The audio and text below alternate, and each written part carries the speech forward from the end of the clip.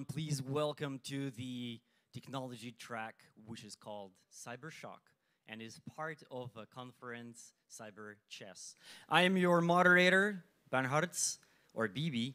I am from the CERT.LV, and I'm the lead technical expert at the CERT.LV.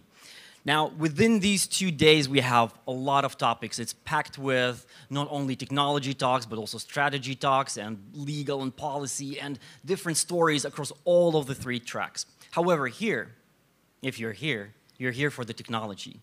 Now, over the 2 days on the tech track, we will have multiple blocks of 1.5 hours, which are going to be focused on operational technologies. Threat hunting, threat attribution, cyber threat intelligence, vulnerability disclosure, cyber exercises, and CTFs. I want to also emphasize that this year we have been building more bridges with our Canadian partners. So the bridges between Canada and Latvia have been, this year, thanks to Gabriel, have been extended to the Hackfest, and we have also speakers, and we've been running the CTF together with the Hackfest. The Hackfest CTF that you participated in, the results will be only announced at the end of this conference, which is tomorrow, at the closing remarks. So all of the results currently have been frozen. The battle for the first places was very fierce, but only the true winner will be revealed tomorrow. So stay tuned for this.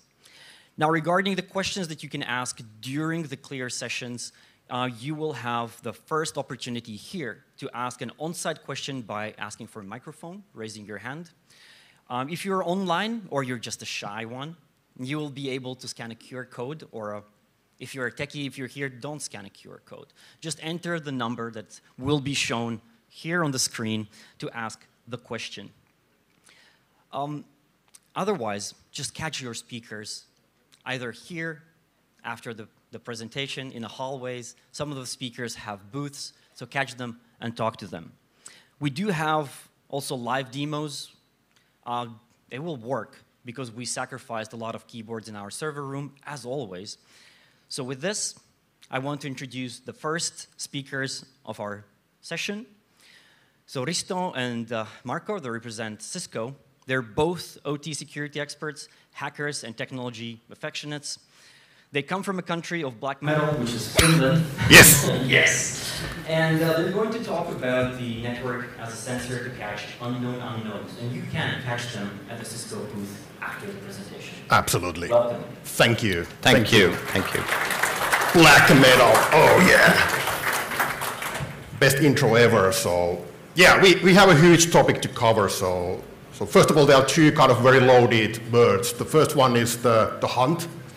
Threat hunting, and the second one is unknown unknown. And especially the threat hunting, there's so much fuss and smoke and mirrors and all that stuff around that. But in the real life, it is a very, very simple thing.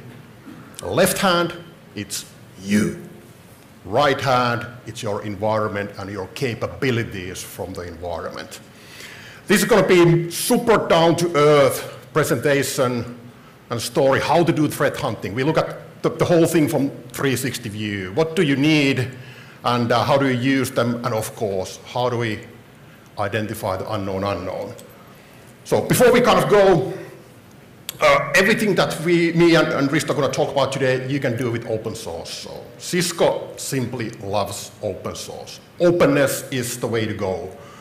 And of course, when you go further in this journey, you might come to the conclusion that maybe I should kind of get the things that have these done already in the system and the products. But as I said, this is through the presentation. Everything you'll see today, it's free.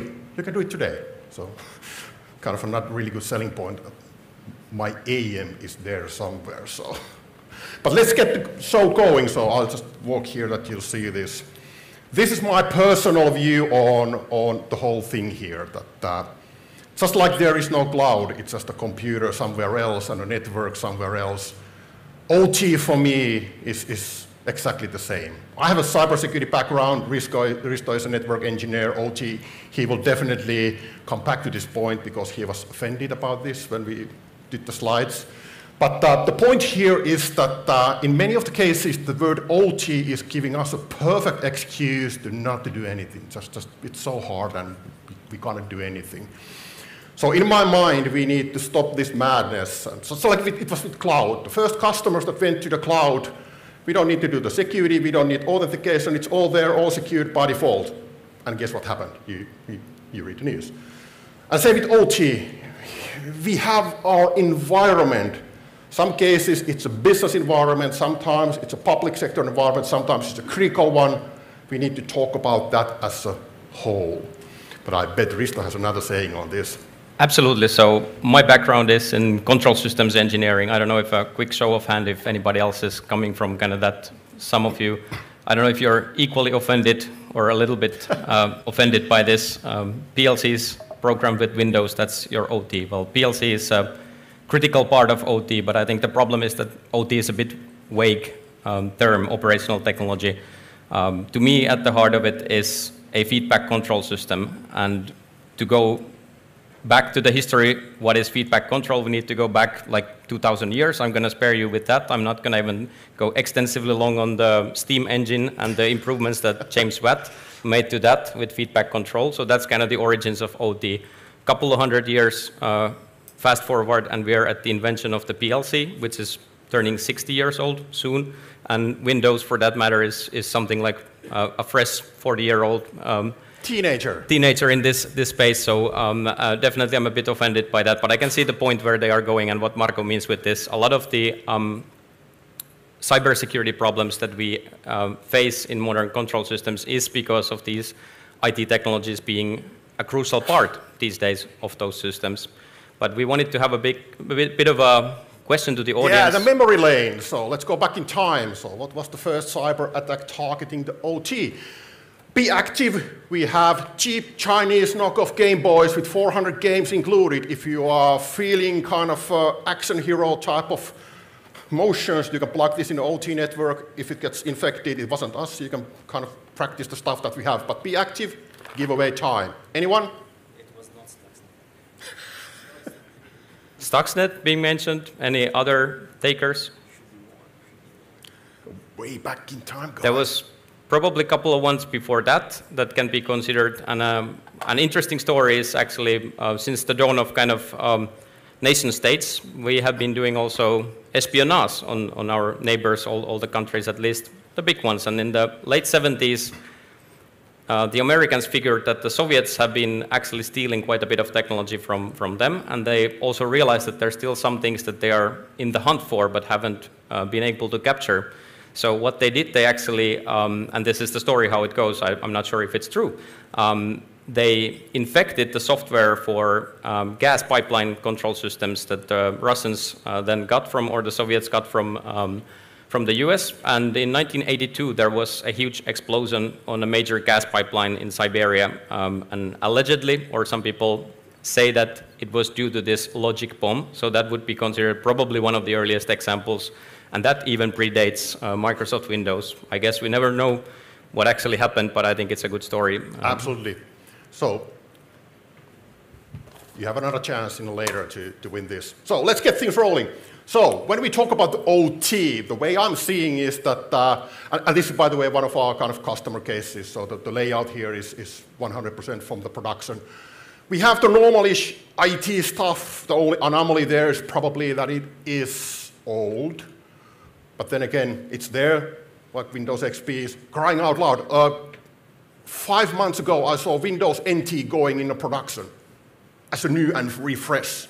So it's like, yeah, the cycles are long here. So energy companies, especially the quarter is 15 years. So yeah, and then we have the weird stuff. So, and somewhere between we have kind of no man's land, which is usually called as a network. So the way we do this, we're going to go through all of these scenarios. But as kind of one of the leading thoughts here is that you need to have a couple of things if you are planning to enter to the world of unknown unknowns and protect your environment. You need to build a platform. It can be open, buy it from somewhere, hybrid, do whatever you want, but you need to have a technology layer that is tightly integrated together so you can collect as much as information as you can. You cannot have isolated systems anymore. Know your systems. If you have no idea how the Linux box or Windows box or that SCADA thing or application is working, you are giving a head start for the bad guys. So it's mission impossible for you, and you most likely are not Tom Cruise. So that's the way it goes. Hunting. Of course, there's a couple of ways to approach this. We can wait that the signatures are there and we'll find the bad stuff, but you need to be able to have a hunter's mindset to look at things that you have no idea what they are, but figure it out what they are. And also, you need to have an understanding what the bad guys are trying to achieve. It was in an opening kind of stage that today that teach everybody to kind of break in, then they understand how the bad guys are coming in, and you'll have a chance. Because all the environment in the previous slide, it's huge, so many variables, but there are just a handful of things that the bad guys are usually looking from your environment. And of course, that's kind of entry point and also kind of persistence. How can I stay there? And if you fail in any of these, you're going to make your life hard. So that's the way it goes. So, a couple of my favorite books. Education is always free. If you have money, you can buy these from eBay for $5, pre-owned, or go to the library. I could talk about these a lot. We cover this one in the later of the presentation, the network security. But this is my favorite one. It's a really kind of how it's laid out. It's a badly written book. But the content is just rock solid. So it tells you, if somebody's hacking your server, it can pop up what was known as a Mr. Clippy back in the days, so the office assistant, that if you're hacking my server, the office assistant comes up, hey, it seems to be that you're hacking my server, do you need help? And of course, you can do this with Copilot nowadays. So it teaches you these things that you can annoy a hell out of the hackers. So that, hey. I wrote that book. Oh man! I just simply want to take a selfie with you. Okay, let's do it. And if you fancy a pint of beer or something, so. Are we going to do a selfie? Let's do it. Oh man, you are my hero. How's this for the weirdest thing ever? Tell me about it. Good to meet you. Right. It's the best book I ever read. Yeah, I thought it was okay. By the way, I'm presenting on that in this track later on. You melted me, man. So what can I do? You have your idols. So maybe next one is, you mentioned the black medalist, Lord, come, or you, from the door, Marco. Damn, back to the program. So a couple of things that usually are going wrong. You miss the big picture. So you are focusing on how does the Modbus protocols are doing and the message is going in a bus when you have no idea who has the keys to your electric substation. So you're missing the big picture. And as I always tell people the story that there are no PLCs out there that programs themselves. We are not in the Skynet era yet, but yeah. Maintenance. Yeah, vendors coming in with the VPN, with shared password, been there 15 years, or in the worst case, RDP, jump servers published in the internet with admin. So once again, you're focusing on OT cell, and you don't even have the basic hygiene in place. Network access control issues, where good USB stick scenario is always there. XP, this is a real-life example. Guy from the logic vendor came in to program these. Of course, the door was open. Just go in, put this home laptop in, and do the programming and walk away. So how's that for a risk scenario? And so on. And of course, the biggest thing here is that you still think that you'll have a closed network. You simply don't. So we see this in every POVs that we'll do that, yeah, it's Marco, don't come to talk to me about these things, the threat hunting, blah, blah, blah. It's a closed network. And then we look at the network metadata that we do in a second. There's a tunnel through 2G, 3G towards the AVS in Romania because the logic vendor wants to have the data for predictable kind of failure things. So that goes the theory of the closed networks. But yeah, so where do we hunt? Let's start with obvious. You have systems there, sometimes they're weird, but anyway. And for me personally, and we also use this in Cisco world, is something that's called OSCury. Anyone know OSCury? Raise your hand. And it's easy to shine here, so I'm not going to come and ask that, do you actually know it? So a couple of hands. If you don't know it, yeah, now you're raising your hand. It is open source initiative. It's the way to look at your environment, the host, servers, Windows, Linux, whatever boxes you have there, and query things like the whole environment is a database.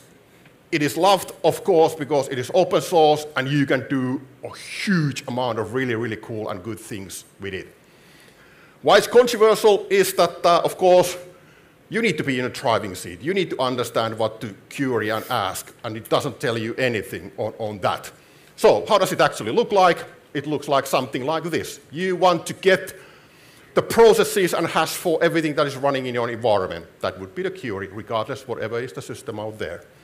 Or something that is more interesting, do I have processes in my environment that don't really have a binary in a disk? For me, that's a super scary thing, but yeah, you can get that. PowerShell history, if that's a newer system, or whatever history, there's not much limitation with this kind of open source tool. We also use it in our products as part of a forensic work that you get with the paid products. And of course, listening ports, and who I'm talking to, and so on. Processes, always good thing to know, loading points, yeah. The real life here is that this stuff is free here, and if somebody is going to build you these kind of playbooks, that's something that you end up paying. But it's up to you. From the technology point of view, there is no limitation with kind of taking the open source and taking to your threat hunting to the next level with the endpoints that you'll have. In some cases, of course, you can't install anything with the endpoint. But of course, if you understand the system, once again, you can run processes without kind of installing stuff there. So hacker's mindset, you can do exactly the same thing, even if it's not something that you can put your software on it. If it's completely no-go, we'll cover it in the next kind of stage. But you better have something like this, even if it's homegrown, buy whatever you want to do. But you need to have that data already mapped to something that is easier for you to kind of understand. So looking at the kind of Mitre, pick whatever you want. I'm a fan of Mitre because it gives you kind of the basic understanding, but the further you go in this rabbit hole, you probably build your own and have everything lined up, mapped, so it's easier for you to be if you end up in a situation like this. This is a real-life case. I can write my own malware. It's there. Everything is green, nothing bad, can evade every single sandbox in the planet. So, hey, that's the case. So the problem here is that that's a kind of EDR, endpoint detection response. You're looking at the world here, everything is green. Maybe it's a giveaway time. It's a little bit kind of small here. You have a task, service host, task host, a couple of others. Can anyone immediately spot something weird from this? Sorry guys, you should pick the kind of the business seats here, more leg room and better chance to win something. Marco, here's an answer. Run DLL. Sorry, run? Run DLL. Good one, but no cigar. It's the sc.exe. It's a service controller process, an executable in Windows world that can manipulate services in your box. And if you think about scenarios that somebody is manipulating your services in your box, it's you installing something or bad guys doing their work. So every single time when I see this, I want to go back in time and look how does it actually start. But good answer, thank you, being awake. So know your systems, get rid of the manual work, automate as hell as much you can, and correlate. Because if you look at the previous picture here, if you'll see an event in some log that SC is activated, well, it could be a trigger for you to do something. But if you have option to go back in time to look at how does it actually start, you are onto something. So yeah, yes. Man, we should book like 2-hour slot for this. So, but then again, I met my hero already, so I'm good.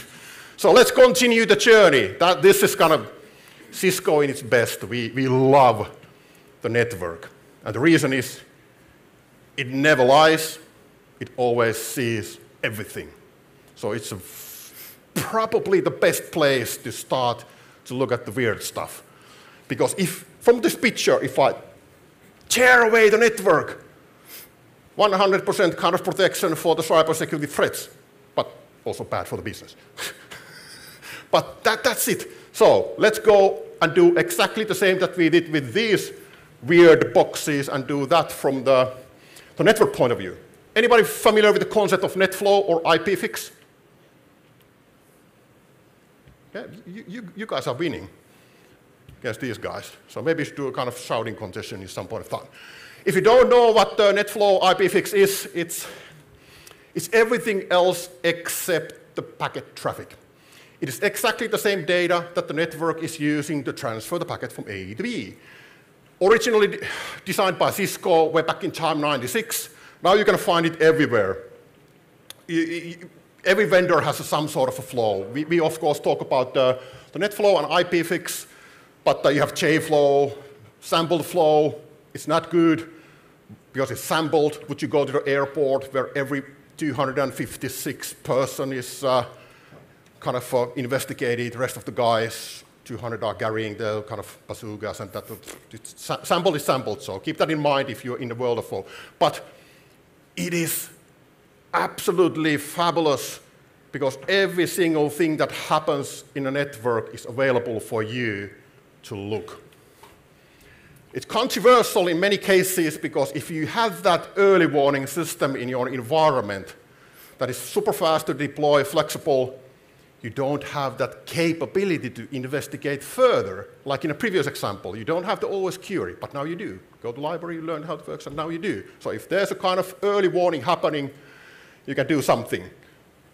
Another cool thing about the flow is that you can get it from every single thing almost from this planet. Of course, switches, routers. You can generate flow from the laptop. That's the way we do it in Cisco. So my laptop is generating network flow. So our SOC can investigate. We can complement things on that. It's flexible.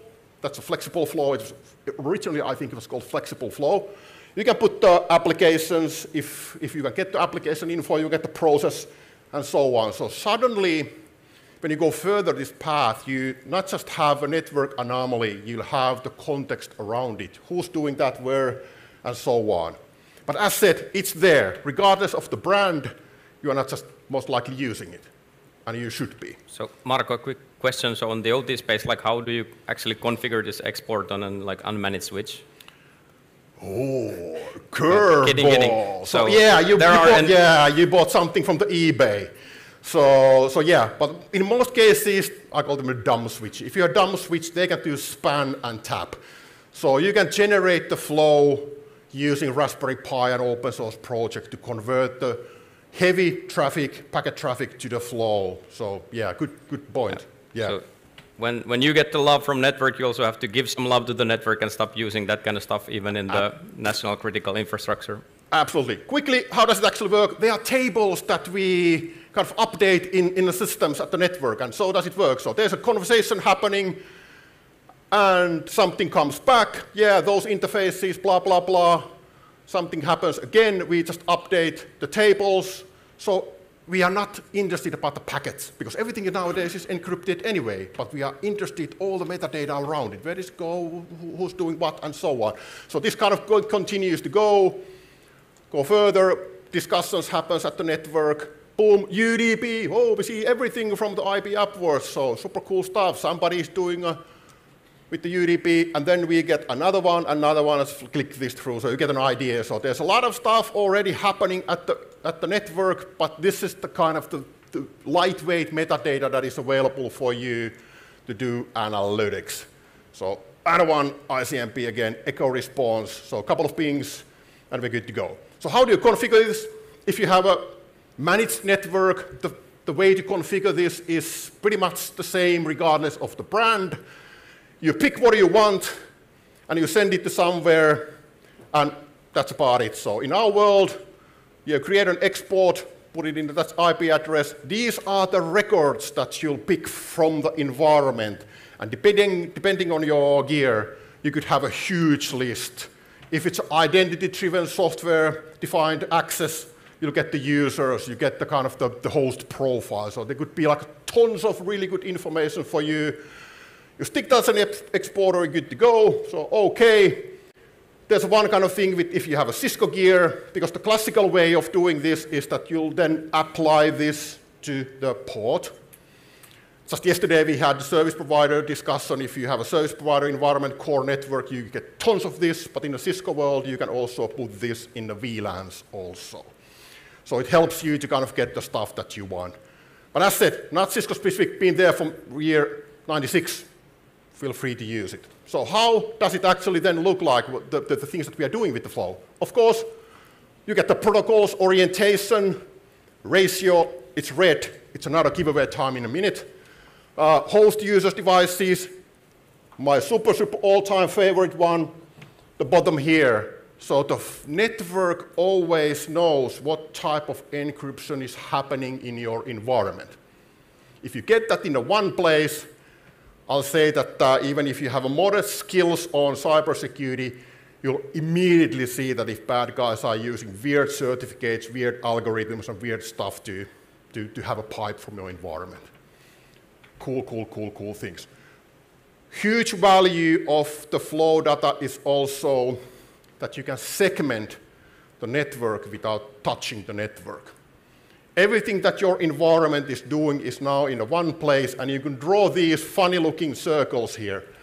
Everything that is inside, everything that is outside, hit the save, and you'll see what is talking to the outside world. Because network simply knows that. Regardless, there could be a case that your firewall don't know that, but the network knows that.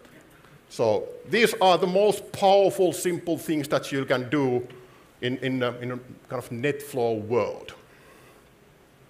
And we can demo that if you want to see all that, just come to and talk to us. We only have 45 minutes. And I spent 10 minutes to praising my God here, so. So do we have any punishers in the room? So once again, give them a time, chance to win stuff here. There's attack happening here. It's a memory line game. If you look at the time dates going back to 2014, Punisher means that you are a person that can definitely cause harm to the bad guys. So there's a discussion happening. These are raw flow tables here. Discussion 2 hours, 28 minutes. SSL towards my server. Another one, maybe this is a streaming server. I don't know. But anyway, that's pretty funky. But the thing that is, once again, the super interesting for me as a defender is this stuff here. I had this on red previous slide. There's a client ratio here. I'm giving a little bit slack here, so I know that not many hands were raised when we talk about that, are you guys using flow? So there's a lot of action between my web server here, could be an OT thing, whatever.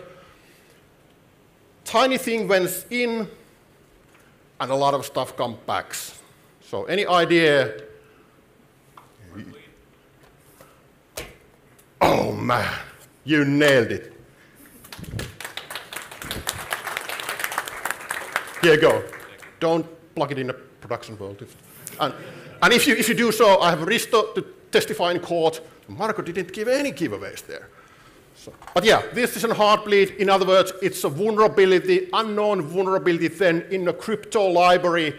And what is the thing that we as a Cisco catch that internally was that this doesn't make any sense. If you a little bit understand how devices are talking to each other, it's not like that. Your client is noisy, the server is noisy. So it's like 50-60 as we say it in Finland. But something tiny goes in and somebody burps everything out. I need to investigate this. We didn't know what it was. It became a heartbleed. Good for you, man. Hoorah.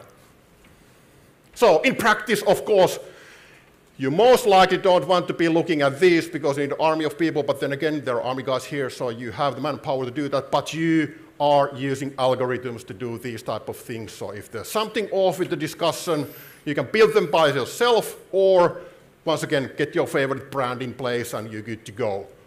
If We talk about how you can do this by home in the forthcoming slide. Cautious to look into time. Oh, man. Network never lies, as I told you. So we simply just love the network because it will see everything, regardless if it's good or bad. But you just need to know how to look. And the capability is there for you.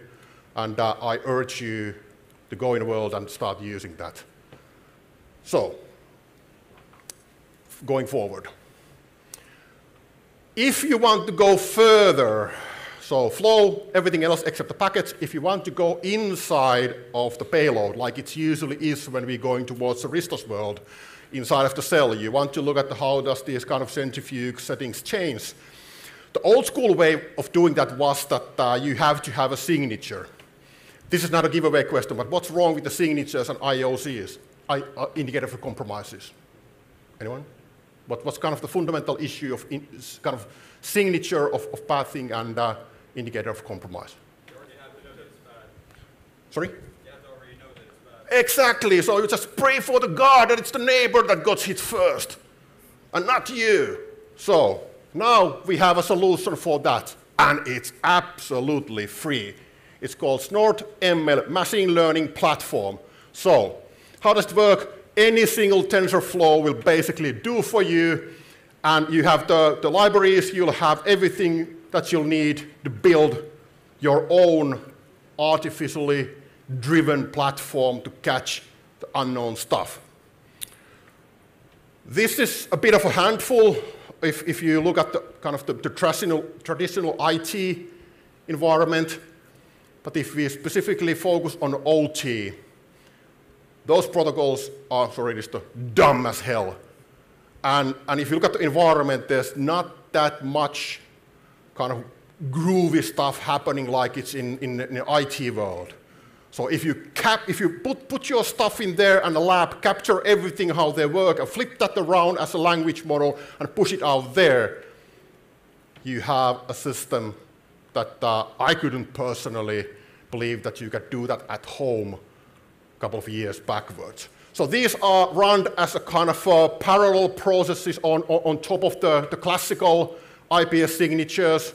And there's a guy from our lab that is definitely much more capable of doing things than I am. So full video in a YouTube, blog post, also all the collateral around that. So if you want to build your own model and catch unknown unknowns in a kind of classical IP framework. Of course, if you are not into this game, you can buy products. I need to satisfy my AM here, so yeah. But anyway, this is how it looks like. So in this case, I have a model trained with 2 data sets, so just two. So if you go into production, you need more. But anyway, you have your model, you slam your network capture against that, and you'll get a verdict that there's probably something wrong, potential threat found in HTTP. Fun stuff. Has anyone done anything with TensorFlow already? BB? Yeah. Yeah. Oh, of course. Of course. But for me, this was a really cool way towards the AI and language models. So if you do something like that, you learn a lot. And you can do it in a laptop, so no worries on that. We have 2 kind of things around this. If you want to have information around that intelligence sharing, we have a program that is completely free. Somebody just from the Cisco environment needs to advocate you to be part of the intelligence sharing program called IGIS. This one has a $sign, so you have to have the paid version of the Snort, which is our next-gen thing. You have to have it there, but we analyze that. We'll do the hard heavy lifting for you. This is tailored for the customers that are running critical environments that want to get Cisco more deeply involved with the country-specific attacks that we might not see everywhere else. But the only thing, you need to get the one thing, that one is free, so yeah. Cool, man, I managed to left 30 minutes to Risto, which is much more than yesterday. We had a 1-hour session, kind of split in half. Guess how much time I was left 5 minutes out of the 2 hours, actually. So it's Okay. always a payback time. So whoever gets to go first gets to talk, and the other person doesn't really It get was to. payback time. So Yeah. now we go inside of the cell. So that's our last stop, last line of defense. The wildlands. Wildland. So Marco had a comment here that if you kind of find the attacker here, you're a little bit too late. You should be able to stop them a bit before. And I agree with that. Why do we have police at the door? Because we want to prevent the bad guys coming in. Because in most of the cases, you let the bad guys in, do the magic, and then you throw a police there and try to kind of figure out what does this go. So that's kind of my logic. But take it away, man. Thank you. So not all hope is lost, even in these wildlands. So there are some things we can do. Of course, visibility again. We can actually go much beyond flow data in these environments, what Marco was talking about, IPFix and NetFlow. So we can know all the assets, communication patterns, so forth. And we can also see changes, what's our known, hopefully secure state, and then if something is changing, we can easily detect that. And we shouldn't let the unknown unknowns or anyone roam free in these wildlands. We can restrict them here quite a bit. Again, we come from Cisco, so when kind of only tool you have is a hammer, everything looks like a nail. It's a bit of that, but we do love the network, and it loves you back. It gives you visibility, it gives you segmentation, distributed compute platform, all kinds of capabilities. And coming back to the kind of pipeline OT attack scenario, and some of the earlier discussions today on the other sessions, kind of the value chain, supply chain security, choose wisely whom you trust in these environments, or in any environments for that matter. Here's some results. Cisco works with a lot of industrial customers. From a report or for a kind of a questionnaire we run to a lot of these OT customers and environments, it's the usual stuff. Legacy systems, outdated software, vulnerabilities in those, ransomware, targeting OT, ICS, lack of control over remote access. You know the problems that we face here. Unsegmented, flat industrial network, those kind of things. Maybe a couple of highlights I want to raise here. I would point out that beyond vulnerabilities, many of these OT environments or protocols or technologies, they are insecure by design. They are not necessarily, they don't need to be vulnerable because they have no security mechanisms built in. It doesn't make sense to talk about vulnerabilities, so that's something to keep in mind for a lot of the stuff. And another note is that a ransomware doesn't necessarily have to target your ICS, your OT environment to stop it. It can be targeting, or it can be very opportunistic, targeting any system where it can get in and just shut it down. So what do we mean by insecure by design? Just very briefly to go through this concept. It's, if you look at the modern digital substation, it's based on IEC 61850. That's the standard that we use. That standard family is really leveraging and building up on Ethernet from the communication perspective, so existing standards. And let's take a sample from 61850, something called the Goose protocol. Generic object-oriented substation events. It's for transferring data between these endpoints in the substation that basically operate the power grid, and it's using multicast Ethernet for the most part. And what that kind of means, and publish-subscribe mechanism. So there's no encryption, no authentication, no security mechanisms really built into this protocol. There's some strict timing requirements, as you saw. So let's assume that there's a fault in the network. One of the elements, or in the power grid, one of the IEDs detect this, and they send a message about this event. And it's going to the subscribers who are interested in this type of event, but it's also going to an attacker who happens to be lurking in this network. So the actual elements in the substation that are supposed to then act on that message will do that. But the attacker was able to also capture that message. It's pretty trivial, and they can actually later replay that same or slightly changed message, and the receiver of that, the subscriber, doesn't check where it's coming from and might again act upon it, even if the grid situation doesn't require that. So these kind of things, injection and replay attacks are relatively easy if you're in that substation LAN. So in essence, that's kind of a bit of an insecure by design protocol. And of course, the people who built these protocols, including Cisco, is heavily influencing and participating in these committees to build these protocols. It's not like they don't know this. We're trying to fix this, and there's, let's say, better standards coming out or already out fixing these issues. But before these hit the field, it's going to take quite a long time due to the long lifespan of these OT systems. So, but if you stop and think, what is happening? We're sending layer 2 multicast or broadcast messages. We kind of need to be physically having an endpoint in that substation LAN or compromise an endpoint in that environment where we can do that. So all the stuff that Marko spoke about earlier can be used to stop those things from happening.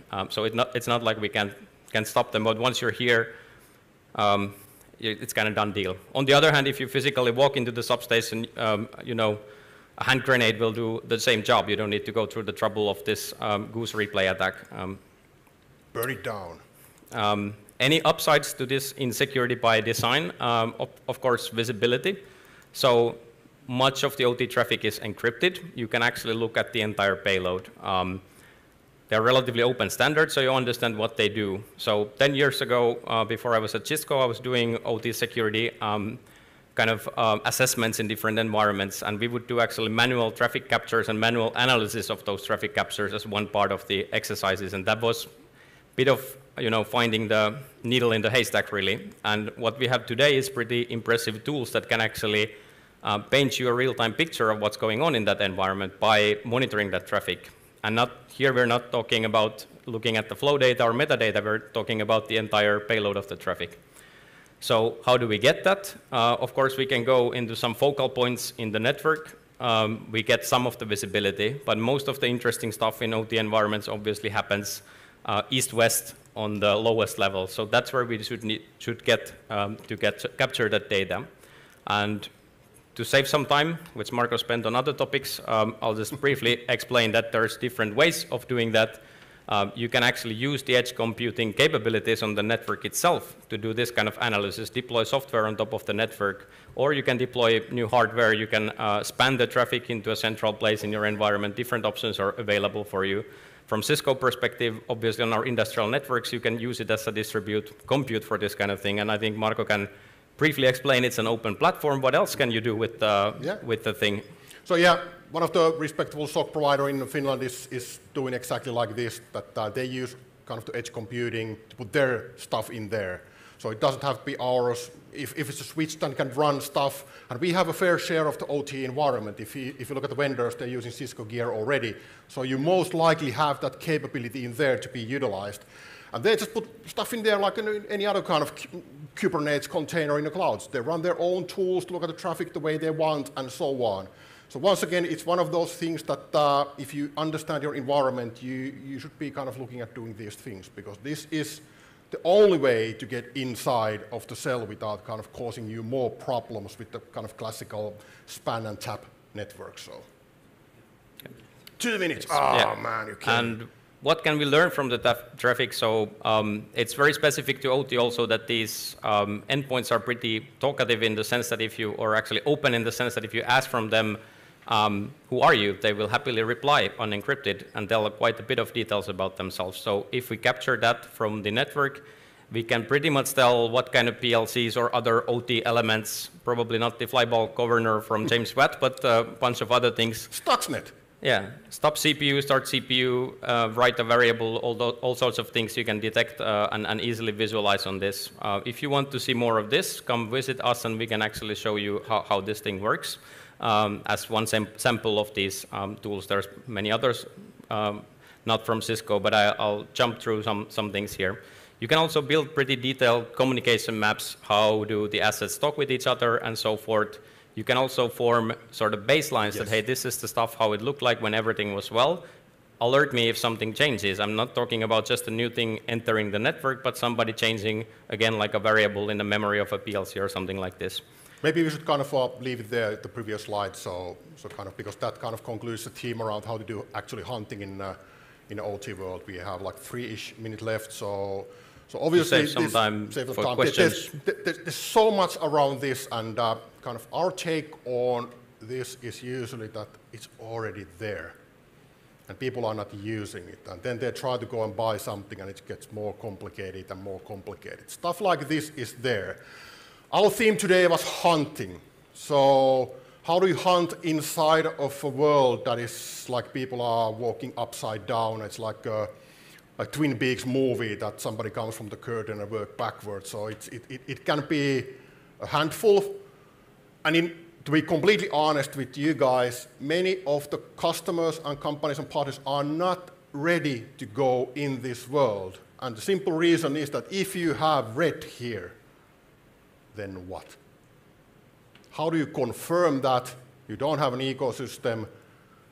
Can you just go out there and pluck the power away that, hey, we've been kind of compromised?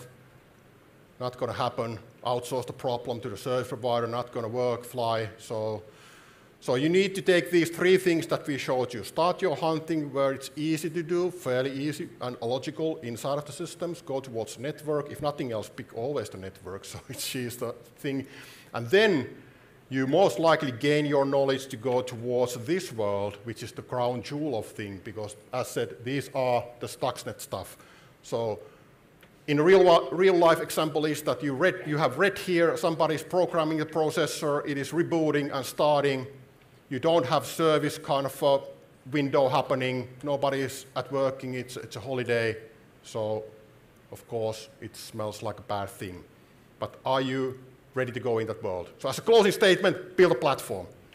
You have to have a platform. Pick your one, use open source, nobody ever, just you have to have it. And know your networks. So as I started this with Risto, left hand, it's you, right hand is your environment, your capabilities. Sorry, if both of them suck, you end up in a news. So if you're okay, you have a chance, getting better, evolving, you will be the punisher. So give bad guys a handful. But we leave it here. Come and talk to us at the stage. But are there any questions, comments from the audience? No. There are questions that I have written. Oh. I'm pretty sure there are questions from the audience, but we will not be able to ask those. But I spent a lot of time with my hero, plus you stole a couple of minutes. Exactly. You met your hero. I'm encouraging everyone to go and meet those guys at the booth, ask the questions. I had a question on honeypots and how they would help you out on tracking the adversaries and doing threat hunting operations. 30 seconds on the answer. Honeypot, another my favorite. We have 1 minute, so I can do this. Do you actually need a honeypot if in a network you can see that somebody is scanning or trying to have a conversation with the thing that doesn't exist? I'll leave it there. It's an interesting thought, that do you actually need to put the honeypot there if you can see that somebody's trying to do that? I got my own environment hacked sometime. I had the servers, and that was the way I caught that attack, that somebody from my DMC was looking at devices that are not there. So my whole environment is a honeypot if you use the flow. All right, thank you, Marco. Thank you, Risto. We do have gifts for you as well. Oh. Thank you. Thank you. Thank you. And this concludes this particular presentation. However, just in a few seconds, we have the next speakers. They're already approaching the stage. So I want to introduce Colin and Bernard. They're from the Vendel. Well, they're part of the Hackfest community. This is where the Hackfest team introduced us to them and helped us to bring them over here from Canada. They just flew in yesterday. They're severely jet lagged. They're both OT experts. They're hyped on coffee, so it's good. Colin is the embedded device security researcher, and on his flight here, he was the one preparing the presentation, while Bernard, who specializes in OT, he was just relaxing and chilling because, well, he hopes that it's going to be working. So we're going from the heavy metal into the bare metal and reverse engineering of firmware. So guys, the stage is yours.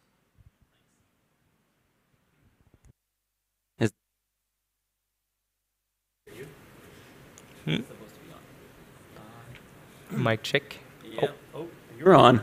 All right, I'm on. Perfect. Thanks for the intro. A shout out for the black metal before. I'm a metal fan, doesn't show, but still. So today we're going to be presenting you BigSim 2.0. Basically, it's an open source. It's a tool that we're open sourcing as of today. basically what we're going to do is recognizing the unknown in bare metal firmware, reverse engineering. It's a mouthful, but we'll break it down. To start off, who are we? My name is Bernard Lebel. I'm in the cybersecurity business field for about 10 years now. I mainly focus on embedded security and everything that stacks upon it. I've had some run-ins with automotive security, did some agricultural stuff, medical stuff as well, bit of defense sector as well. All over the place, basically because I work at the common denominator, which is electronics. And as a little fun fact, I do have a psychology degree, but no, I will not be analyzing you.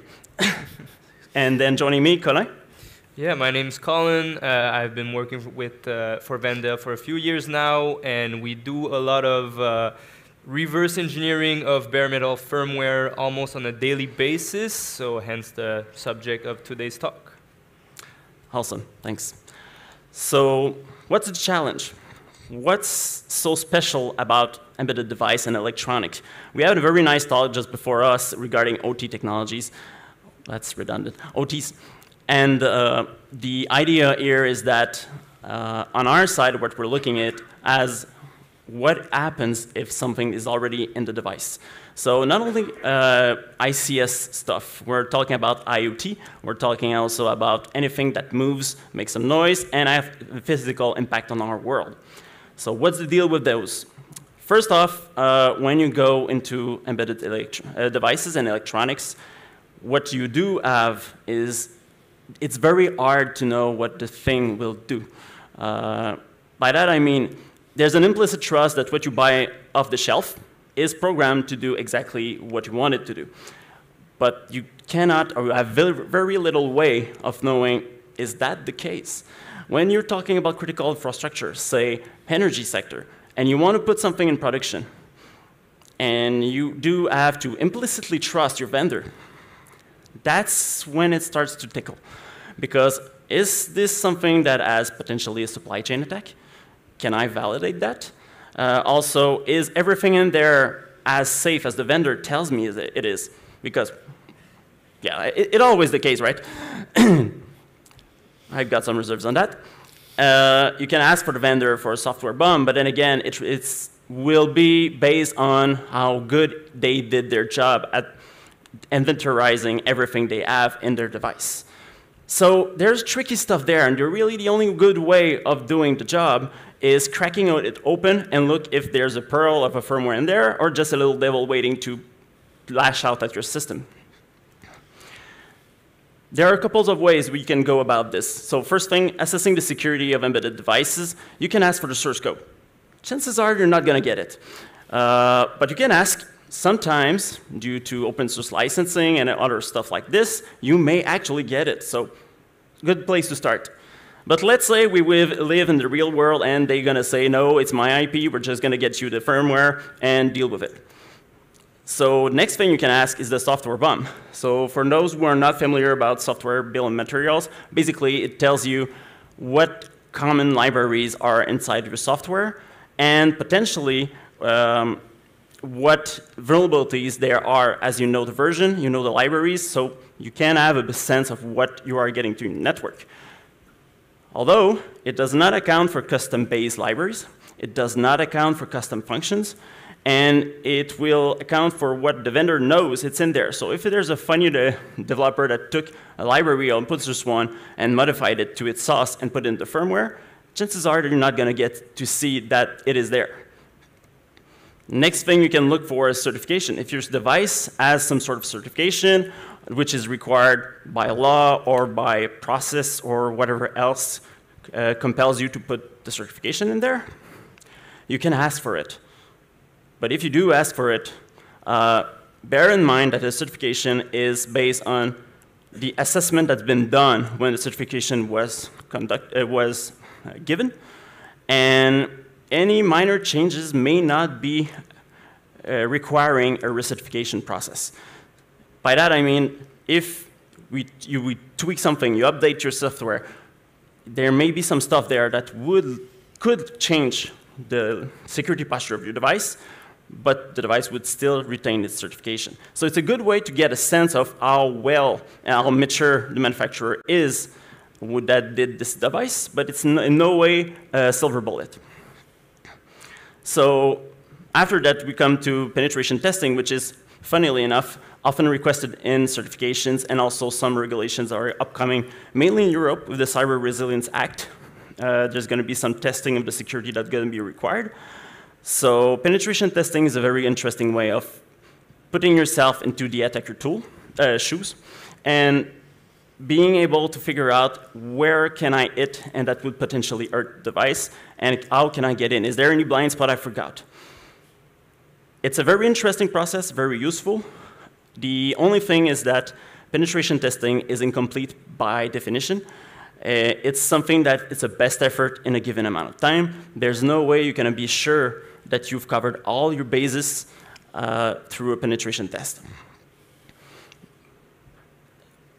The other way you can actually assess the security is through dynamic analysis, which is usually what you're going to do if you do a pen test on the device itself. You're going to look how it behaves in execution. You're going to try to deploy a bunch of sensors in there, be hooking up on the debugger interface that's on the device if it's exposed. And you try to figure out how the device behaves given certain inputs. What does it produce in terms of outputs? And does the control flow always follows the same process? Dynamic analysis can be hard because by definition, if you want to secure your device, you're going to close the doors to your device, which include the debug ports and other ways that you can monitor the device. The other thing you can do with the dynamic analysis is emulation. Emulation of a device, of a firmware on a device, depending on the architecture, depending on what the device does, can be a very tedious and hard process to deploy. If the device is critical to your functions, it may be worthwhile doing it. However, it takes a lot of time, and sometimes you may not even be able to do it. For instance, if the processor is closed source, if it's something that belongs to, I don't know, a foreign country that made this processor for themselves, you're not going to get the SDK, you're not going to get all the things that you want to be able to emulate it, and sure as hell, you're not going to get the emulator to be able to run the firmware of a third party on it. Finally, what you're left with is binary static analysis. So this is basically getting the firmware, no matter the way you're getting it, be it from the vendor itself, you download it on a web page, you extract it from the device itself. There's a plenty of way you can get the firmware. Problem with embedded devices is that it's gonna be a binary blob. It's gonna be a jumbles, can we swear? A jumble shit. That's soft. And you have to figure out how it works. The processor architecture itself may vary a lot across different devices, and the same recipe for one device may not be the same for any other device you're going to see. By the way, on the topic of penetration testing, just a shout out for the OWASP firmware security testing methodology. It's actually in there that you got to extract the firmware, and you got to be able to start sifting through the file system, if there's a file system, and analyze it. The interesting thing is that you're not always going to get a file system on devices like these. One of the reasons is that to have a file system usually means that you need to have an operating system. If you do have an operating system, it means your device has a lot of heavy lifting processing capabilities. It has a good processor, there's a lot of RAM available, there's some storage. You may even have a Linux on there running. If you have a Linux, you can extract all the ELF headers that you get into the binaries. You got a lot of stuff that you can do that if you're used to IT world, you can do that. Now, stuff goes wrong when you start hitting bare metal system or system that you have our real-time operating system on them, RTOS. Because usually those devices are made to run at the very low capabilities to save costs, because you need to deploy them at scale. There's no file system in there. There's likely just a binary blob with little definition as to, there's no any definition of what's ELF header if you just extract it from your processor memory. And there's statically compiled libraries, which means that You won't get, oh, this is a shared library and it's called libSSL, so it's likely libSSL, right? You're not going to get this. Somebody just jumbled the code there. It might be libSSL, might be Wolf SSL, might be any kind of SSL, might not be SSL. Might be their own brewed version of SSL, and that brings a lot of problems because you're not going to know which is it until you actually start reversing it. And there's no debugging symbol more often than not, basically to save spaces. When you've got 4 megs of flash memory, debug symbols are not very welcome. So to give you an overview, if you use your typical binary dissection tool, such as binwalk or unblob, this is what you're going to get on a firmware that has an actual Linux embedded system. In this case, it's a router image from what I remember.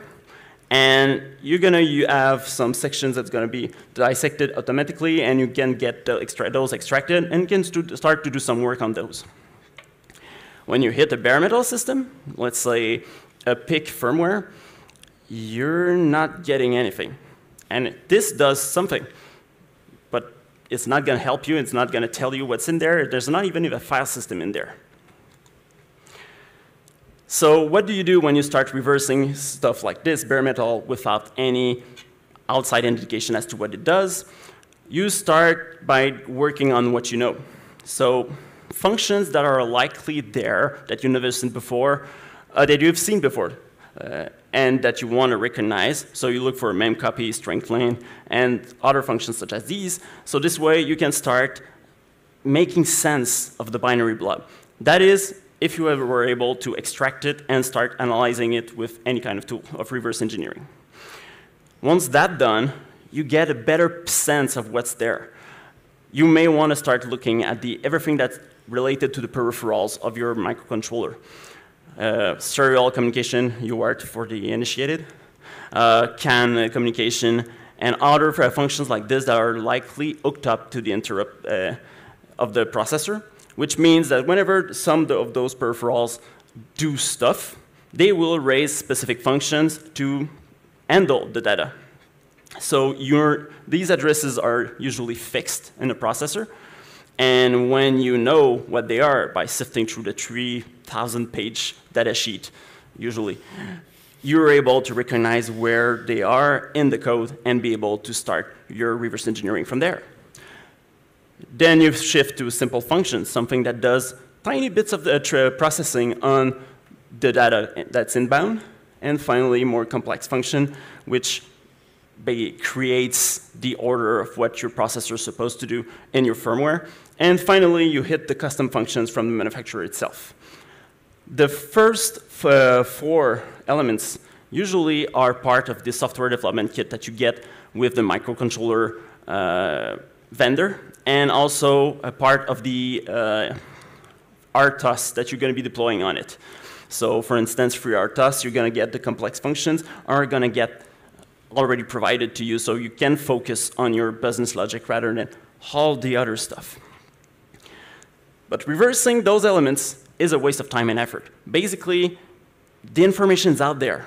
You usually can get those information as to what is an SDK for, let's say, the SP232, which we'll be talking about a little more later.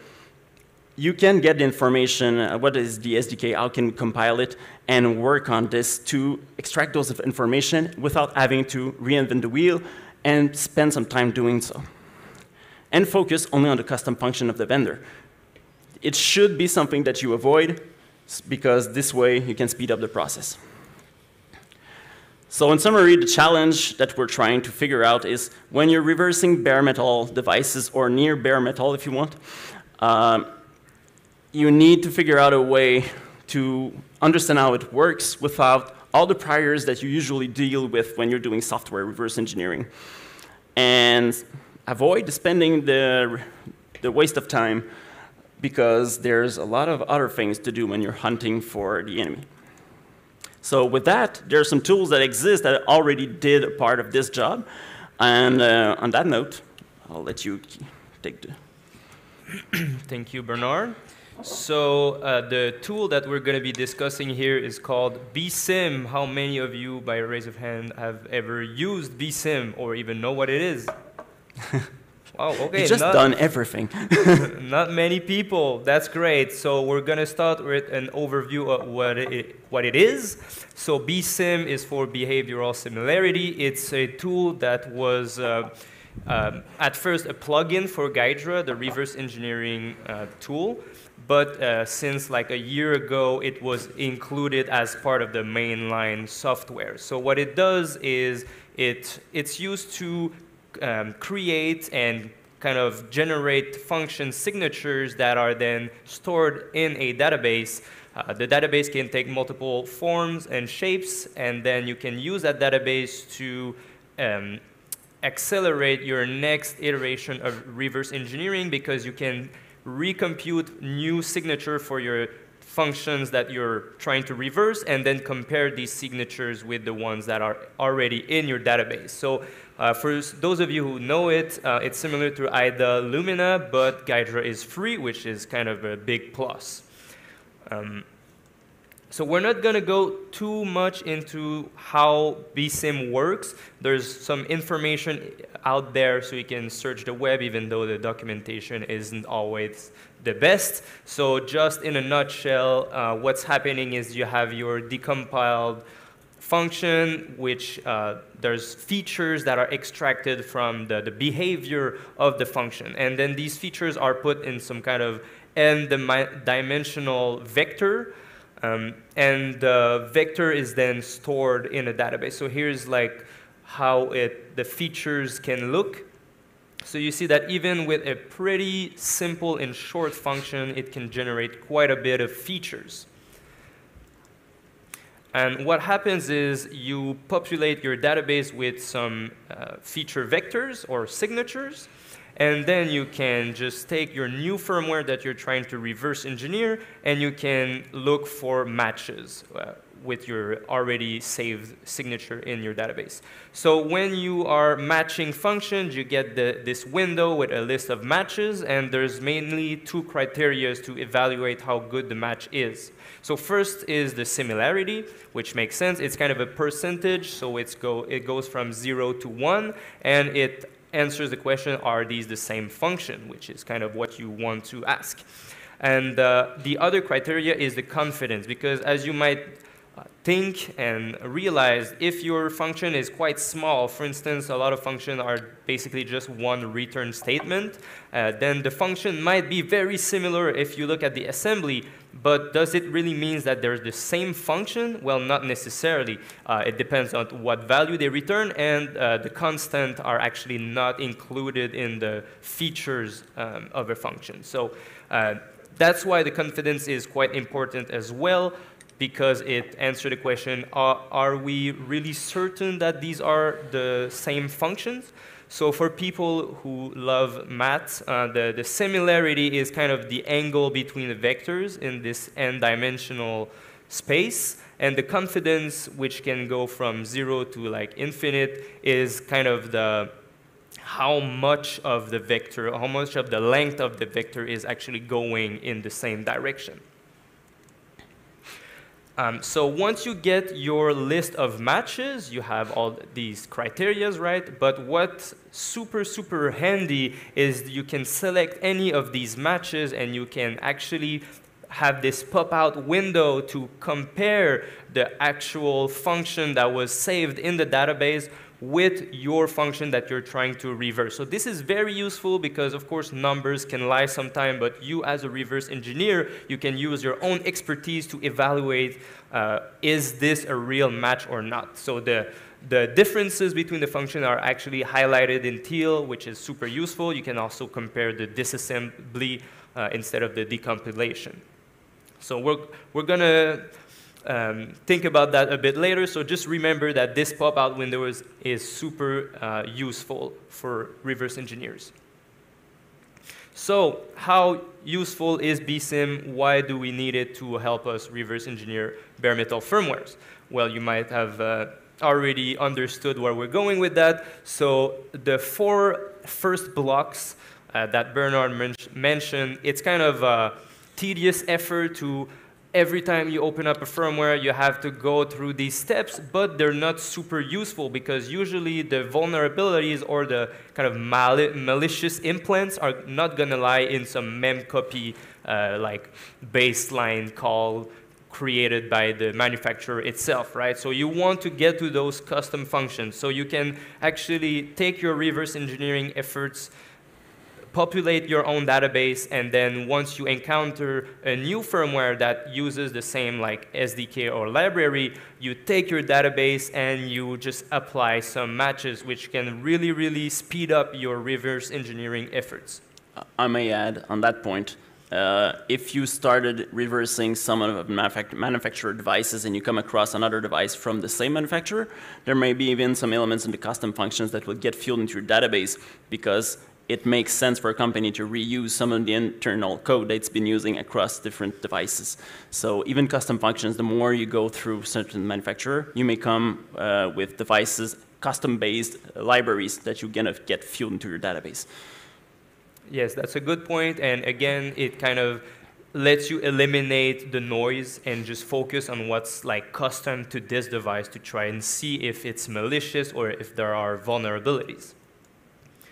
So now that we know how it works and how useful it can be, the question is, how can you populate your own database? So the main way that it was meant to be used is that you, as a reverse engineer, you do this maybe for a living. Over many years, you kind of accumulate some function signature that you always have to put in your own database. And then over the years, maybe someday you'll have some very nice database that you can use to accelerate further efforts.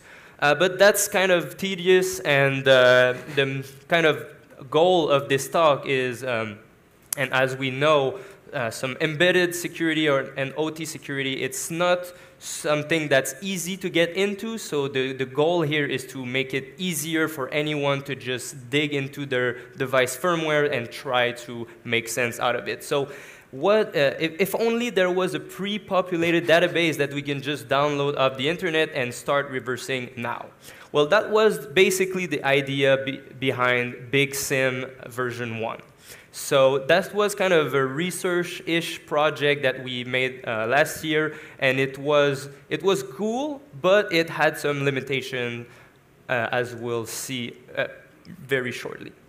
So the general principle is to just take some open source or public SDKs and library, compile them, have some binary version of the function, and pre-populate a big database with all of that, so that afterwards you can just share that database with everyone who's just looking to reverse engineer any embedded firmware, and they can use that database without having to pre-populate their own over many years. So the methodology that we used was fairly simple and straightforward. What we did was we compiled a bunch of examples from repositories such as ESP IDF, which is kind of the RTOs from ESP or Espressif, which is the company that makes it, and other platforms such as Platform.io, which is pretty well known. It supports a lot of different processors, so we just compiled all the examples. It's not perfect by default because you might not have every function, but it does a pretty good job because all the main functionalities, such as using the Bluetooth or the Wi-Fi, they're all included in the examples. So that was the main idea. So we collect every object file, such as .o or whatever, and we put them all into this big database. On that topic, yeah. Also, one common developer practice there is that if you do not know the architecture, usually you go through use the example that does nearly what you want to do and start from there to do your own firmware. So it made sense going through the example projects, as the binary themselves are likely to have parts that is going to be reused by a developer trying to do something with the device. So of course we automated all of that to make it quicker. I'm not going to go into too much detail. So that was the wrap up for the version 1 of BSIM. Was a big database of like 2.7 gigabytes, and the format is just a file. It's H2. It's SQL database, and we had a lot of signatures. It was kind of nice, but it had some pretty serious limitations. For instance, the Gydra project, I'm going to go back on that subject, but the actual Gydra project with all the executables and the analysis and the metadata, etc., it was over 100 gigabytes large. But the goal here was to just share this 2.7 gigabyte database, which is not too bad. So here's the main limitation. So as I talked about it, it doesn't include everything, but we're fine with that. We can live with that. It's still pretty useful as it is. However, it's kind of complicated to share and improve as a single file database, right? Because if someone takes it and adds some stuff to it, like where's the versioning? How can we manage that?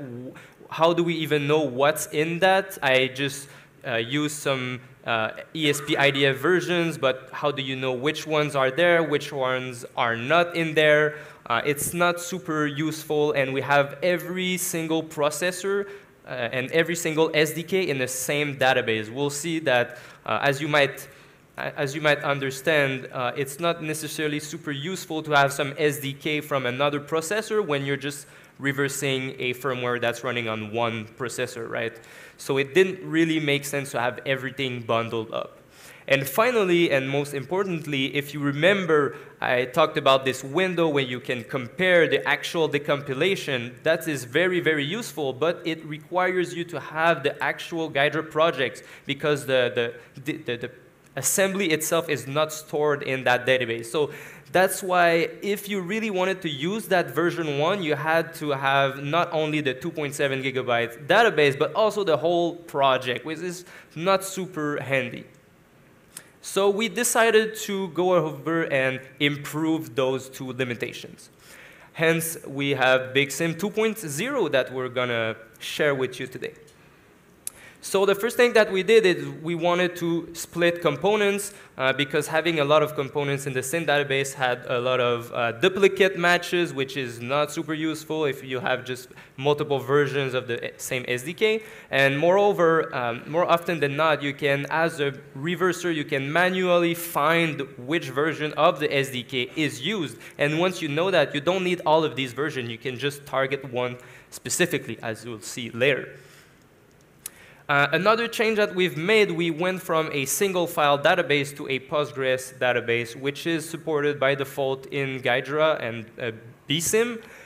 There's a few advantages and disadvantages, but we went for this because we wanted to target more of a professional audience. So if you want to implement this in your own organization, you can have it hosted in a local network, and every one of your researchers can use that database instead of having to copy the file on their computer, which is pretty nice. And also it kind of normalizes the URL for the projects. As you'll see, that was kind of a limitation as well. So how does it work for the pop-up I keep talking about? So when you want to compare the matches and see the listing, the Gydra just gives you a path, which is stored in the BSIM database. But this path, if you're using some project which is not remote, some local project, it stores the full absolute path. So if I want to give that database to someone else and they don't have the same username, for instance, it's not going to work because Gydra doesn't know where to take the executable from. So by having a Postgres like remote database, that solved this problem as well.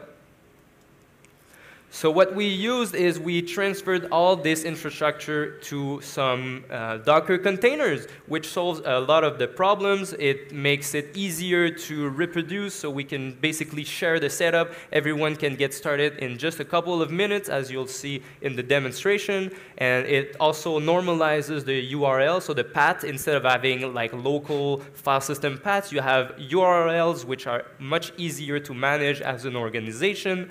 So what we did is we have this Docker compose file which spins up both the BSIM server and the Gydra server where the projects are stored. So you can just run this, and we also hosted the archives, so compressed archives of different components that we already created signatures for.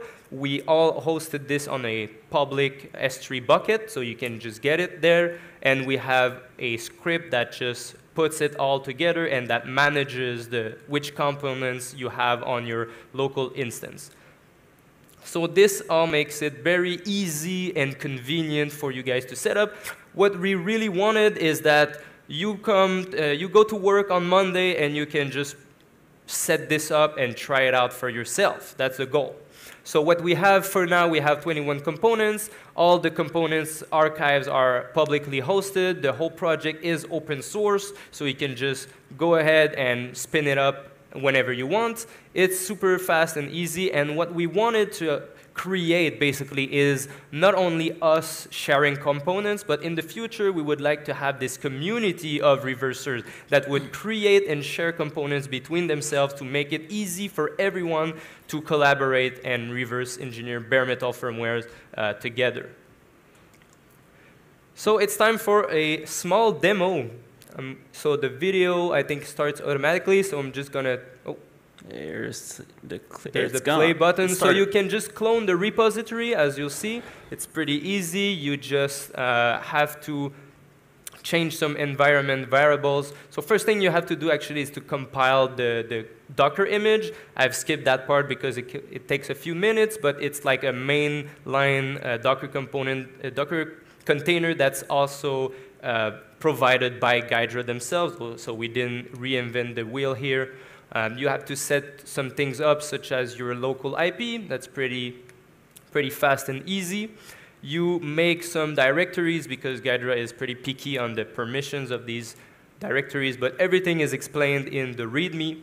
And after that, you're all set up. You can just run the Docker Compose, and you have your two servers that are running locally.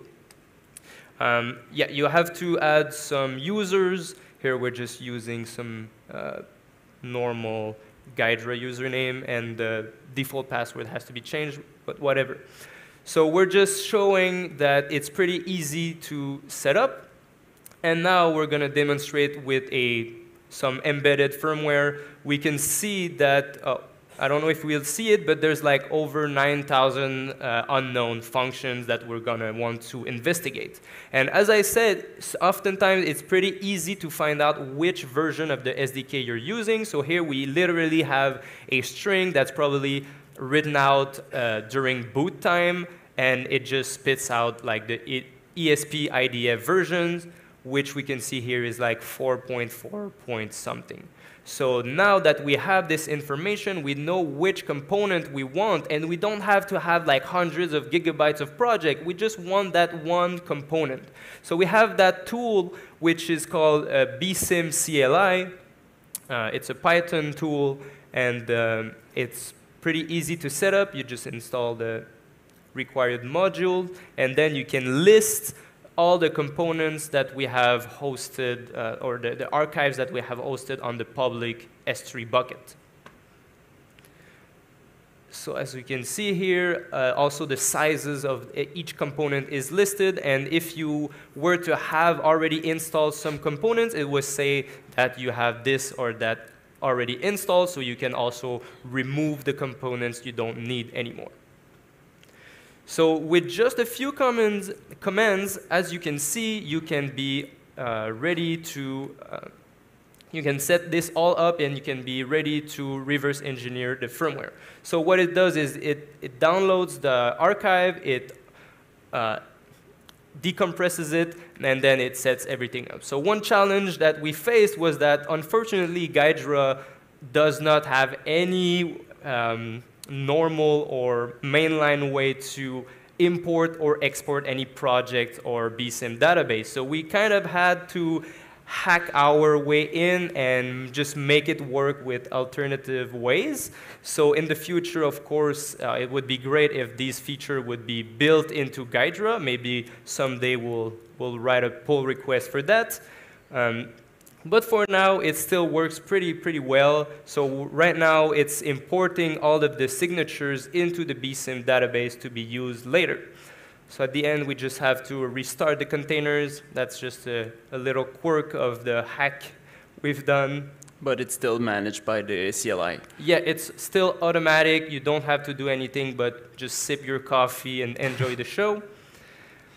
And we'll see that in a few seconds so in just like 5 minutes, we're already ready to go back to our Ghidra project and our firmware and use this component to check the signatures and compare them. So you just have to add this newly downloaded database onto your Ghidra client. It's all hosted locally. Of course, you can put this in your professional local network or whatever. Maybe in the future, some generous soul will host some of these databases publicly. That would be great. And finally, if you've used this tool, you will recognize this loading bar. So right now, Ghidra is decompiling every function of the firmware and then computing the signatures and going through the database and comparing these signatures. I've also used a confidence level of 10 and over, because if you use the tool, you know that below 10 of confidence, it's not really worth your attention.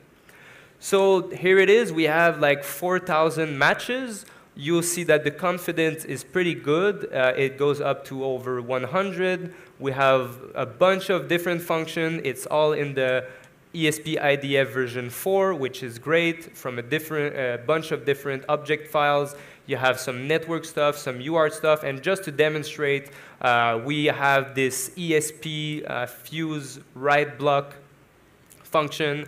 And right now, I'm trying to pop up this comparison window. I need to connect or identify myself to the Ghidra server to have that executable loaded. And here it is. We can actually compare the function. And here, as an example, we deem that these functions are, in fact, identical. And we try to see, we apply the signature just for good measures. And then we try to see, as we talked about with the methodology, we go and see which function is calling that function, and we see that we get to some kind of function that is checking some firmware signature, so probably some kind of firmware update stuff, which of course is always super interesting to investigate as a reverse engineer. So that's it for demo. I'll give the mic back to Bernard for some final thoughts. So first off, we made it to the end, so you get the link to get the open source project. So this way we were sure we wouldn't be cut before the end. Future work regarding this, we're looking into increasing the database. Bear in mind that the S3 bucket, we're freely hosting it ourselves through Amazon. So it's our funds that go in there. So if it gets dropped down at some point, give us some time. We have to put back funds into the wallet, but everything's public. There's no paid services attached to this at all. It's a tool that we're going to be using internally as well, so expect it for us to keep it maintained. So if you use it and actually I want to contribute and send us pull requests, by all means do so. It's not perfect at all, but at least it's a start. Another thing that we want to see moving forward is we're going to be looking at ways that we can make it into the Ghidra mainstream. Basically, because there's some ways, like Colin did mention, there were some hackish way we use to be able to export the projects, and it would be nice to have this directly implemented in Ghidra through the API. So this is pretty much what we had to present today with Big Sim Cli. I hope you're going to be using it. Do give us some comments if you use it and find out information that we should know about. By the way, anything that you've seen, the firmware that we've just showed you there is one that's publicly available. We didn't do anything with it. It's basically just an example of something that we picked on the internet. So that's it. I hope you enjoyed the talk today. All right, a round of applause. So there is one question that overlaps from the online viewers with mine as well. I mean, you've been very focused on Ghidra. So have you thought about, or have you tested out if that can be integrated with other reverse engineering dissecting toolkits like, I don't know, Cutter, Binary Ninja, IDA, whatever. There's a lot of them outside. It's a very good question. To be frank, we didn't. It would be interesting to look at, though. The interesting part with Ghidra is that as it uses pseudocode and intermediate code when you do reversing, it allows you to be compatible across architecture. So if you hit ESP32 function that is commonly used, well, the ESP32 might not be the best example, but ARM, for instance, a ARM function like memcopy, and it's part of the libc library. So you're going to be seeing that function elsewhere. So if you do have this in, say, ESP32, and you're looking at a ARM architecture, then the pseudocode behind it is likely to be able to do the match for you as well. So it helps you still speed up the process even if you're moving across our processor architecture, while I know that some other compilers use knowledge of the compilation process itself rather than intermediate language, which makes this approach less feasible. All right, I want to also ask the audience if there's any questions. Just raise your hand. There's a question here. Let's start over here. My colleague will bring over the microphone here. Yes, thank you. And then we have one more over there. Hi, thank you very much for a very good talk and your contributions to open source. It's a little bit unrelated, but I was wondering what is your methodology that you can share? So basically, what should we do about the encrypted firmware first? Maybe you have some experience with that. So looking at the encrypted firmware, how do we go about when we hit encrypted firmware? Is that, if I understand that's the question? Encrypted firmware are interesting. So they have to be decrypted at some point in the process. Be it, if you download it from the manufacturer, often this is where you're going to have it encrypted. There's little you can do beyond extracting the encryption keys from the device itself, which may not be always feasible because they can be sometimes hosted in secured registers. There are some pretty advanced techniques regarding hardware attacks which can be used to try and make your processor spill out what it's not supposed to spill out. I'm not going to get too much into those details, but this is one way to go about it if you're really in the last resort, because it takes time, it's tedious, you get to break a lot of processor before actually making it, and then you have to test it on your target device. Before that, usually encrypted firmwares, depending on what they are, the decryption process happens before getting flashed. Sometimes you're able to intercept this during this process. Regarding ESP32, there are function calls that you can do which actually make sure that the whole update process is encrypted, which is, to be frank, a pain in the ass when you're trying to reverse it to understand what it does. So then you would need to resort to potentially hardware hacking techniques. There's no other magic unless you have anything else you come to mind. You have to find some way to decrypt it if you want to analyze it. So I guess the process would be you take the firmware that you get from the manufacturer. First off, can you extract it from the device unencrypted? That's, yay, you got it. And plus, you get to what's executing on your device itself rather than what it's supposed to be executing. And if that does not work, you pick the one that gets sent by the manufacturer and try to extract the decryption process from the device itself. Sometimes you get some unencrypted parts or bootloader that you can leverage to get into that.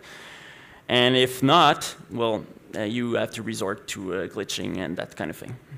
All right, well, we're stepping into the area of unknown unknowns, as our Finnish colleagues also had this. But let's give a round of applause to our speakers, and you have your gifts. Oh, well. Thank you.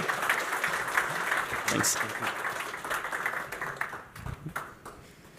Thank you for having us. Thank you. And with this, well, do find these guys and the rest of the speakers as you are outside in the lobby. We have 1 hour break. For those who are on site, there's going to be a lunch break. For those who are online, enjoy your coffee, enjoy your snacks. Talk to each other and our speakers. They're human like you. Make selfies with John as well. Try to catch him. He's now a hero for Finns. After the lunch, what happens here at the ALFA stage, there's going to be threats and threat attribution. In Omega main hall, there's going to be NATO Future Resilience panel, moderated by our Ministry of Defense and National Cybersecurity Center. And in Beta, Cyber Stories, it's Evolving Threats and Future of Trust. One more admin remark about the lunch. So we do serve lunch in 2 locations. One is by the main hall, Omega, in the lobby, and the other one is downstairs at the cafeteria of this hotel. So please do load balancing and enjoy the lunch. See you soon.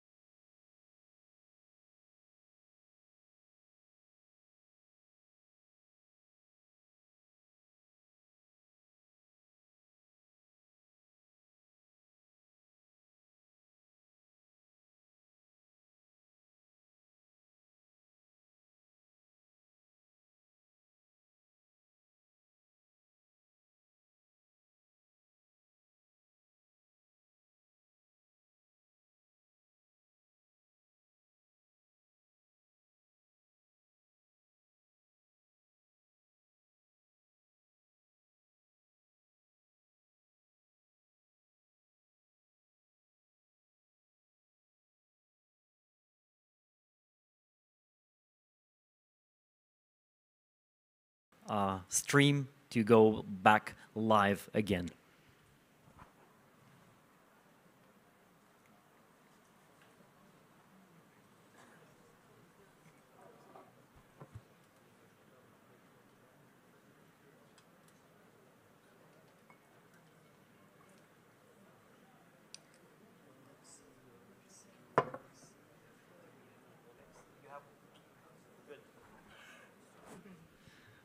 All right, I see my speaker. Let's start. Let's resume.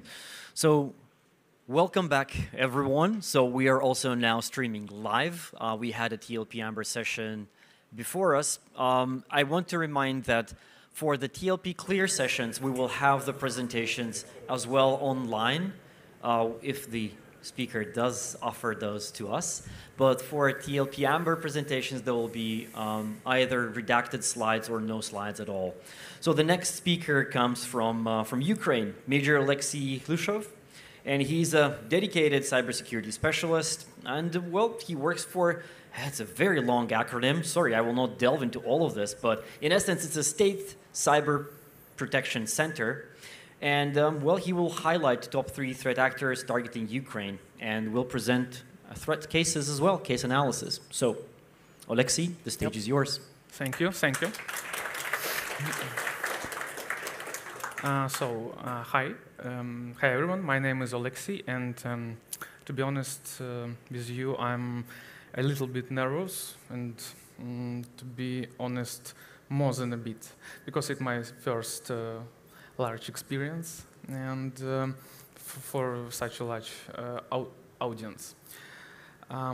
So today I will share how we in Ukraine applies the methodology of threat-informed defense to defend critical infrastructure, to prioritize defenses even with lack of resources.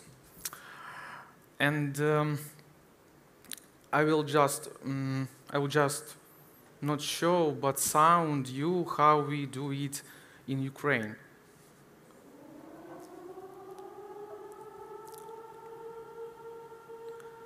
So, with such problems like missiles, drones, it's really nice challenge to do cybersecurity. And in my presentation, I will show why cybersecurity and usual security, physical security, are correlated. Okay, this is my agenda. We will talk a little bit about from where I work, because it has it gives you such a context how we do cybersecurity in Ukraine in general.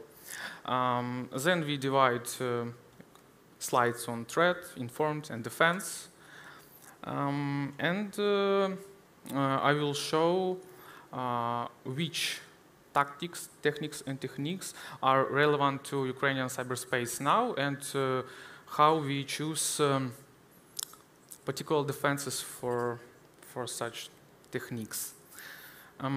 So that's me.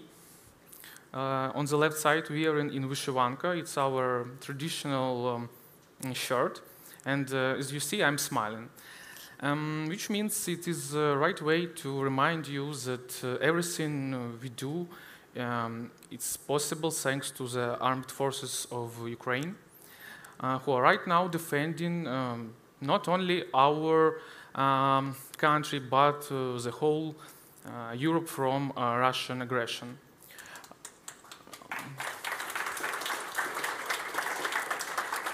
Thank you.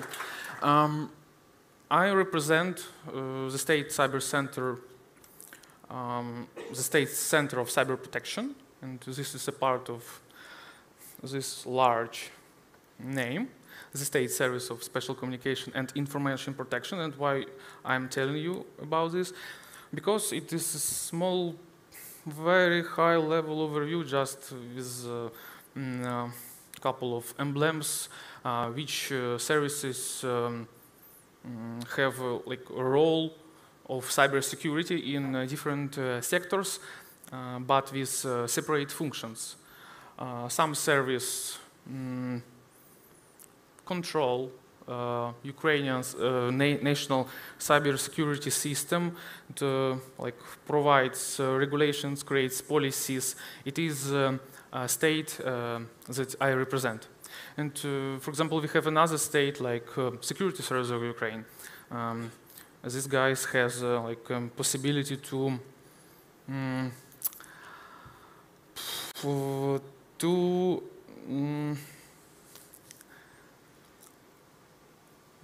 take cyber actors into jail. And one more not very technical slide is there are services our center provided, and it's about trainings for not only cyber awareness for basic cybersecurity knowledge, but also with such cyber range and CTF competitions, we trying to up skills of government institutions and critical infrastructure. Also, we provide pen tests, periodical and not only. And I think the main players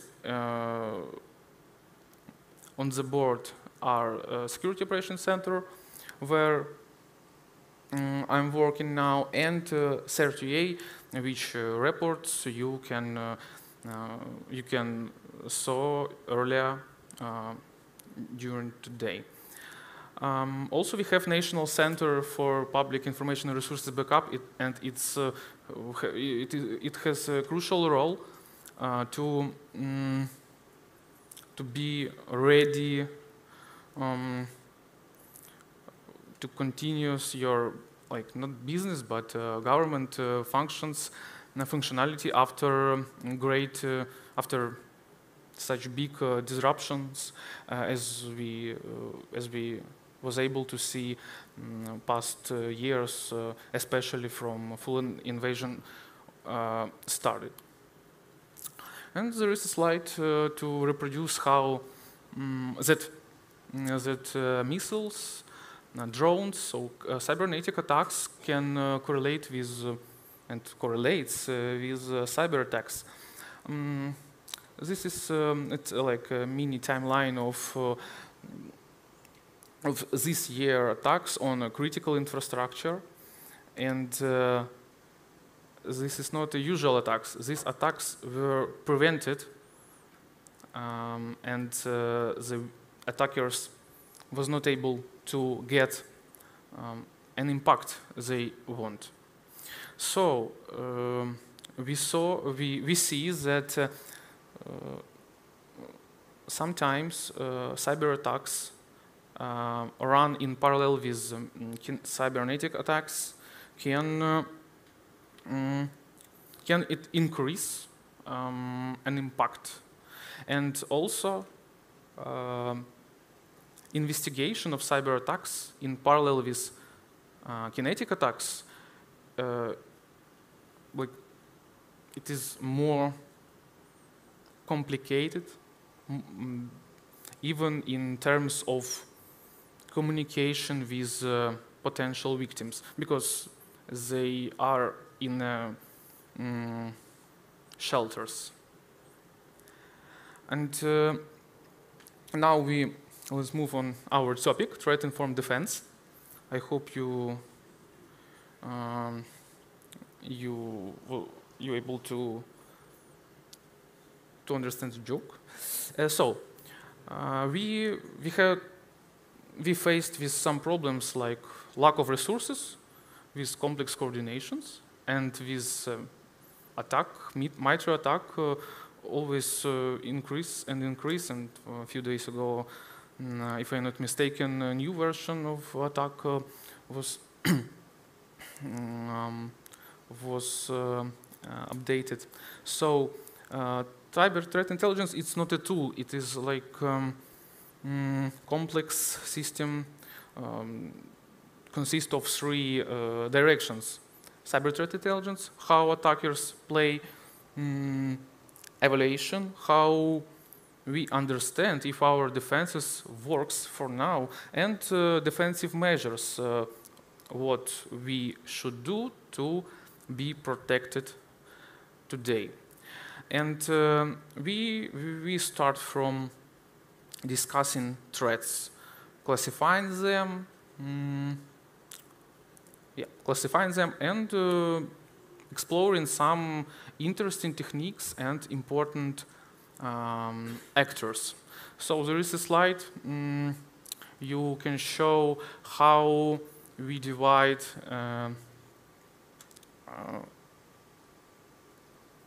threat actors, threat clusters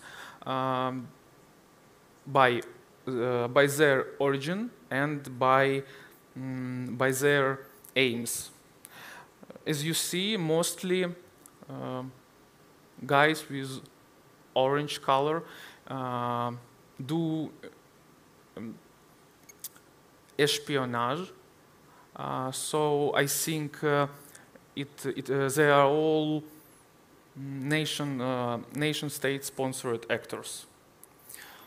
Also, we have groups mentioned, by the way, in the previous presentation, who like steal money. And we even have a group like Gamardon or Inform Zarya or UAC 0020. These guys are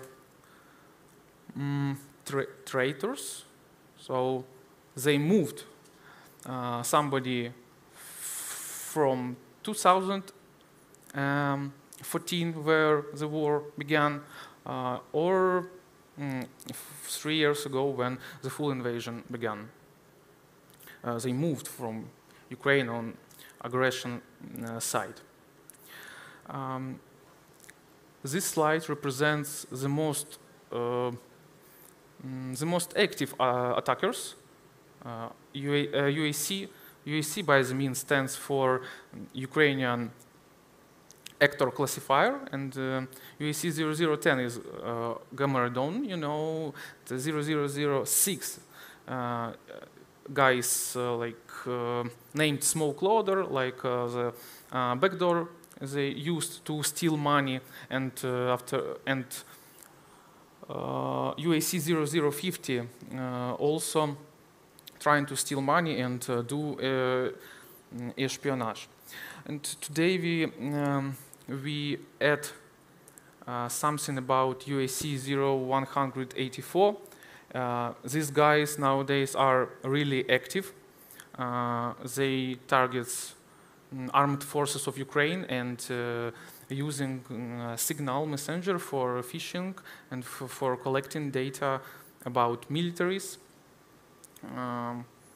Yeah, we will take a look some slides after.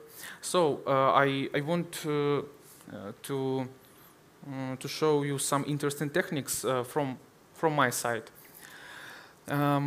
First of all, it's language models, and they are used not only to create software, malware quickly. It also used to do command and control.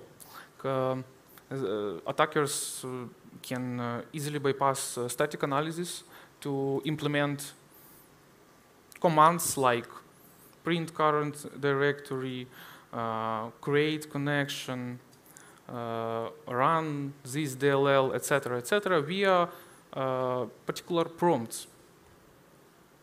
I think few days in the future we will see that large language model or some agentic AI can easily write malware by himself and also command and control for himself.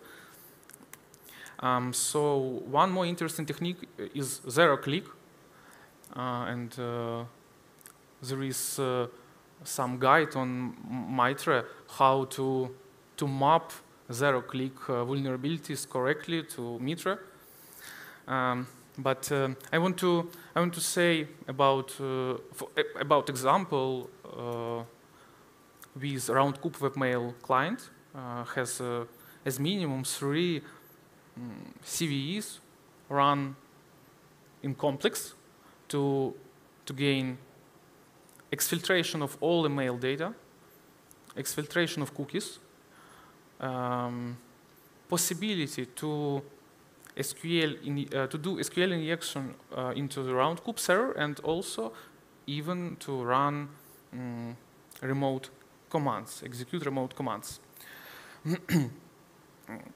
User need only to open a mail, and he will be targeted for this attack. So no more clicks, only a mail opening. One more interesting technique is SVG smuggling. So the main point of the slide is that SVG is also an executable, and attackers can exploit them to run JavaScript, which can download another SVG, which can download some archives, and etc., etc. So be aware of such type of files and check your email security policies to block them. Okay, legit services abuse. Nowadays, as minimum in cybersecurity, in Ukrainian cybersecurity, we see a lot of usage of such services. They can help to store C2 IP addresses, they can store malware, and also in general, they help to hide the C2 infrastructure. I want to emphasize only on one of them is ukr.net. You may not know. It's like an analog, is a mail provider, Ukrainian mail provider like Gmail. Yep, and they give a possibility to store files on a disk like Google Drive. So UAC 0010, for example, host their dropper gamma drop on such resource and just send the links on these drives, masquerading on some government representatives and like his private accounts. So unfortunately, only technical controls are not working.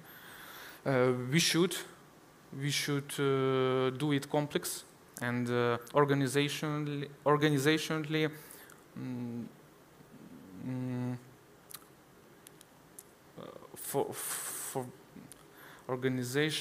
forbid usage of some even legit services. Here you can see another legit services. I want to emphasize, for example, smart form devs. This service commonly used by attackers to create forms which very similar to some authorization forms like Google, SSO, etc. And they use it to steal credentials, cookies in their phishing campaigns. Also, let's talk about Cloudflare. Nice services, but attackers are really actively use them to exploit us. For example, with tunnels, like maybe you know NG-Rock, or attackers can tunnel in their localhost address, localhost services into the internet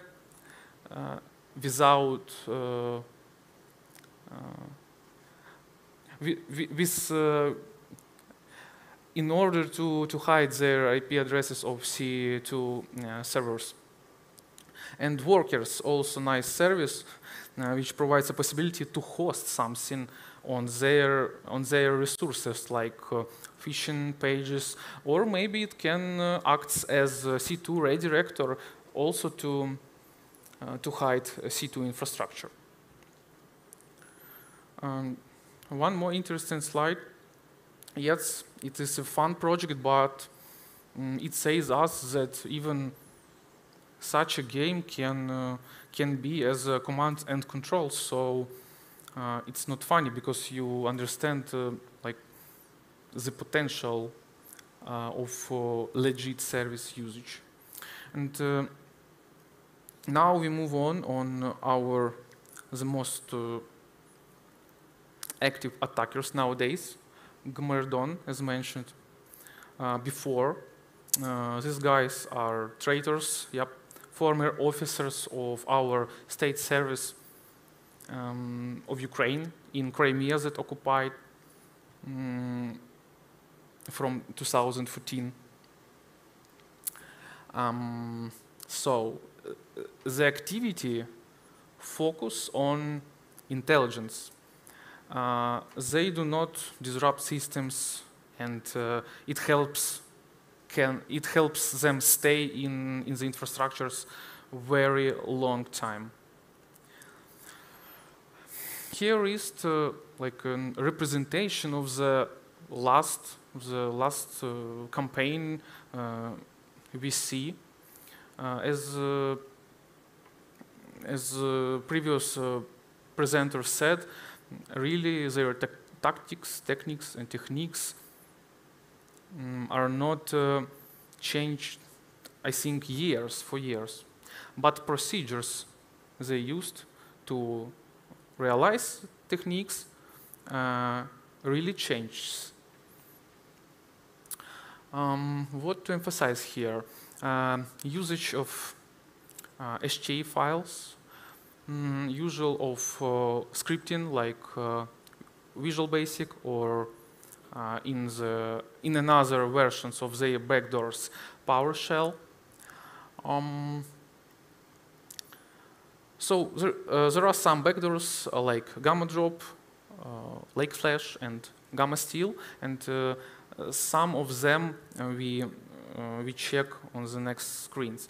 So this is examples of phishing emails, and what they really use, it is their previous Ukrainian experience. So they really know a lot about Ukraine, about our government, states, about security service of Ukraine, etc. And they used this experience and gain knowledge from intelligence they do to craft phishing that looks real, believable. Nice technique I like, template injection. So they inject not usual documents or macros, they inject the standard macros. I named it not normal. And after such technique, all documents will created on the host will be malicious from the scratch. And as you know, government is very bureaucracy structures. So we have a lot of documents, so we have a lot of malware after that. Another backdoor is Lake Flash, also interesting technique to spread. It uses it to spread via USB drives. So Hamerdon tries to hide folders which exist in USB and create links with such names, or it was before with like static names like mobilization or some other stuff. And such a lot of link files with lure images, and users run it to get they sync, but they run gamma drop, and this backdoor run all another stuff, like for exfiltration it is gamma steal, or also there are backdoors for remote controlling, guys installing any desk, and in such a way they hide their remote control activity, because in our government is it okay to use any desk to help and even to incident response. And as I said before, abusing legit services for hosting C2 addresses. There is messenger or even social network like Telegram, and his related projects like Teletype is block, Telegraph also block. They post IP addresses or domains of next stages, and they can really change it quickly. Also hidden from easy blocking, because you cannot block but no, you can block. And in the defense section we will talking about how we can use and build the, domain name security providers to block such activity for whole country. And also they used them in like it chain the usage of public services, like one service link to another. Reentry, it's block also. Host, workers dev, it is workers Cloudflare service with some static web page. So there is a highlight of techniques of Gamma Dawn, not only about campaign previously you see, but complex in general. I don't know what to say, but from my perspective, I really like fast flux DNS they used. I think it really helps them to hide their infrastructure. They easily change IP addresses of C2 servers like each 10-15 minutes. And unfortunately, our specialists, guys that not aware of cybersecurity, like system administrators, during the self-response, trying to block these IP addresses, but it's not working. So the next threat is DaVinci Group or UAC 0050, and you can see also some diagram of the activity. And let's dive into interesting things. They use DDNS to exfiltrate the data, like documents, archives, and certificates. Also, they use legit service as for sync to store malicious files. Also, they like to use double extensions. It really works even in 2025. What else? Decoys or lures. And Gamma Dawn and this group and the next one, they use lures like files that really legitimate. So when victim run .pdf.js, after that, they really see some PDF document that also dropped and run by that JavaScript. So the user think that all is okay. This is examples of phishing campaigns, and what I can emphasize there is that they deliver archives with archives inside and passwords near the archives of course, to bypass detections. And the malware they deliver, it is RAMCOS. It will be also shown about the next group. This is like this malware used not only by this group but in another group.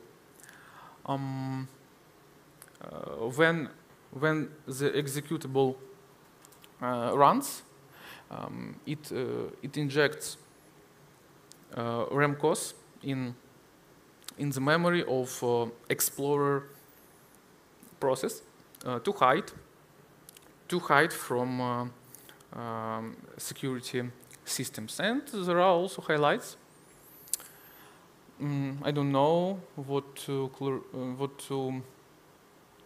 show you here. Is just some results, what I can share with you, not only on the screen but after the presentation also. And this, the final one, this actor are really active now, and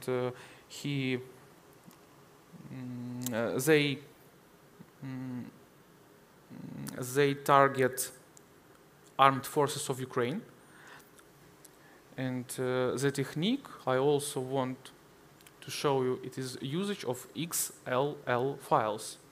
It is like macros for Word, but for Excel. So when it looks like a usual spreadsheet, but it runs a code. So the logic of the left side of a campaign, some XLL file inside zip archive drops another XLL file and some executable. This executable runs Excel, usual legit Excel. And the main thing there is that the second XLL file drops into the correct directory. You see AppData, Microsoft, Excel, Excel start. This means that attackers gained persistence and execution after Excel start. So these XLL files are run when a usual process of Excel run. After that, this second XLL named like loader decode backdoor named cabinet rat from the image. By the way, image is just usual Office PNG, and you can see here that inside some shell code exists. Is the cabinet rat. On the left top side is also lure run in parallel with XLL that usual user think all is okay. Also examples of phishing messages in Signal. On the right side you can see that not only zip archives but mobile installers is used in campaigns to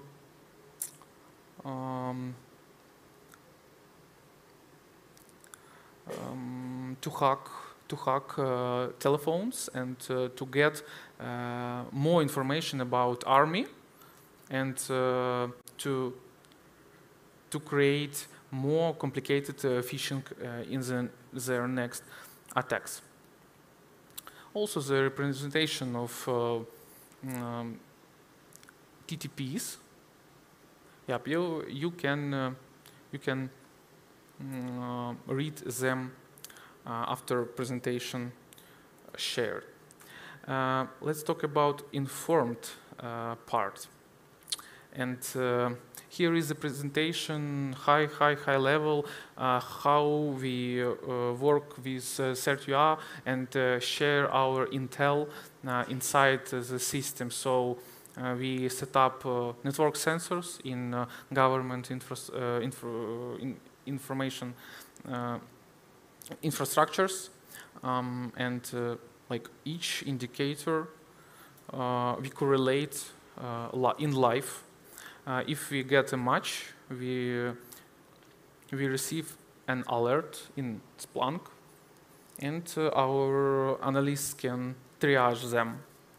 Also, we gain feed directly into Splunk to enrich other alerts from other security systems like EDR or even raw logs from hosts like Windows and Linux.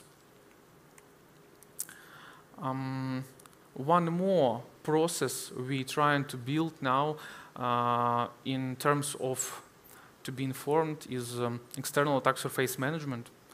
The main aim of this is to find out vulnerabilities, misconfigurations earlier than the attacker find. Yep. Thank you. Let's talk a bit quicker. Let's move on defense.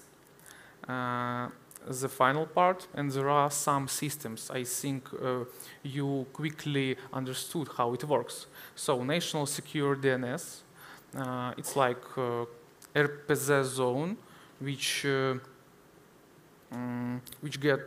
gets feeds from CERT.LV intel, and each provider who connects such zone will continuously block malicious requests and show them some sinkhole static web page to inform user that there is something not okay, and also to log and to notify CERT.LV about new malicious activity in some government institution. Also, secured ISP. As I mentioned before, one of the functions of our Cybersecurity Center is Internet Access Provider, and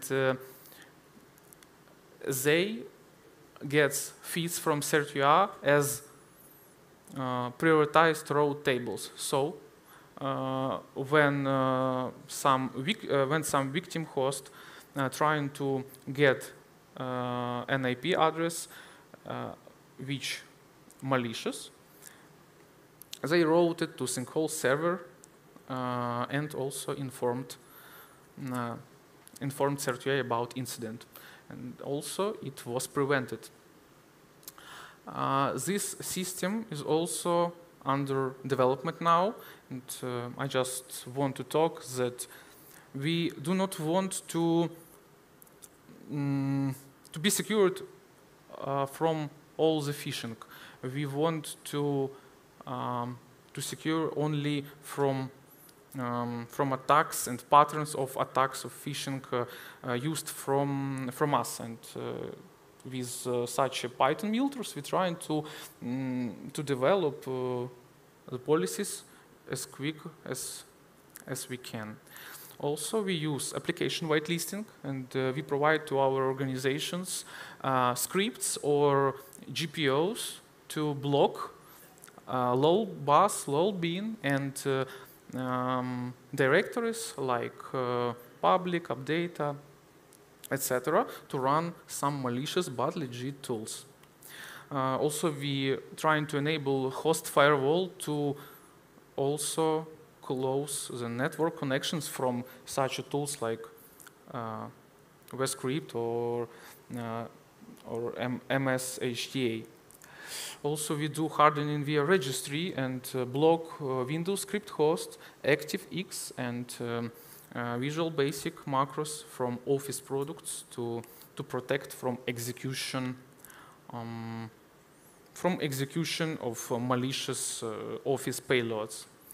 And to wrapping up, I want to say that you don't need to build your security with 100-meter coverage. You need only 20%, but with understanding, it's really relevant. And keep calm and stay cyber resilient, I want to say. Somebody said that my following message can be out of context, but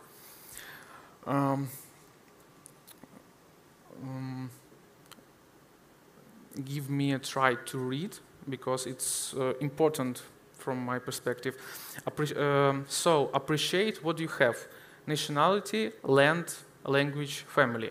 Because based on the history and what we see nowadays in Russian-Ukrainian war, if you don't appreciate it now, you can lose it at all. Thank you.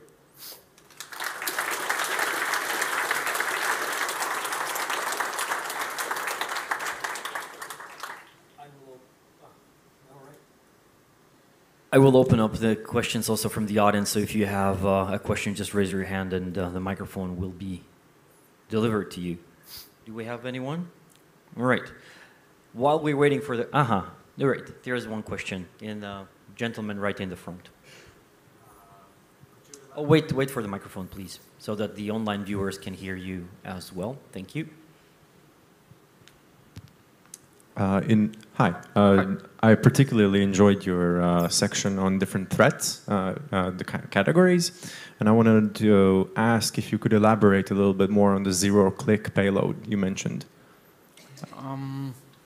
So you ask about zero clicks and which actors will use them, or can you clarify the question? Less about the actors and more about the mechanism, how it works. Because usually you would need to, some user action is required, but zero-click implies that the mechanism that it uses would, for example, I don't know, work off of rendering the email itself, and that triggers the payload. I'm just curious about how it actually functions. It works via HTML, script, text, inside the SVG file. You can see it on the screen. Oh, you don't. You cannot see. So, oh, no, you can.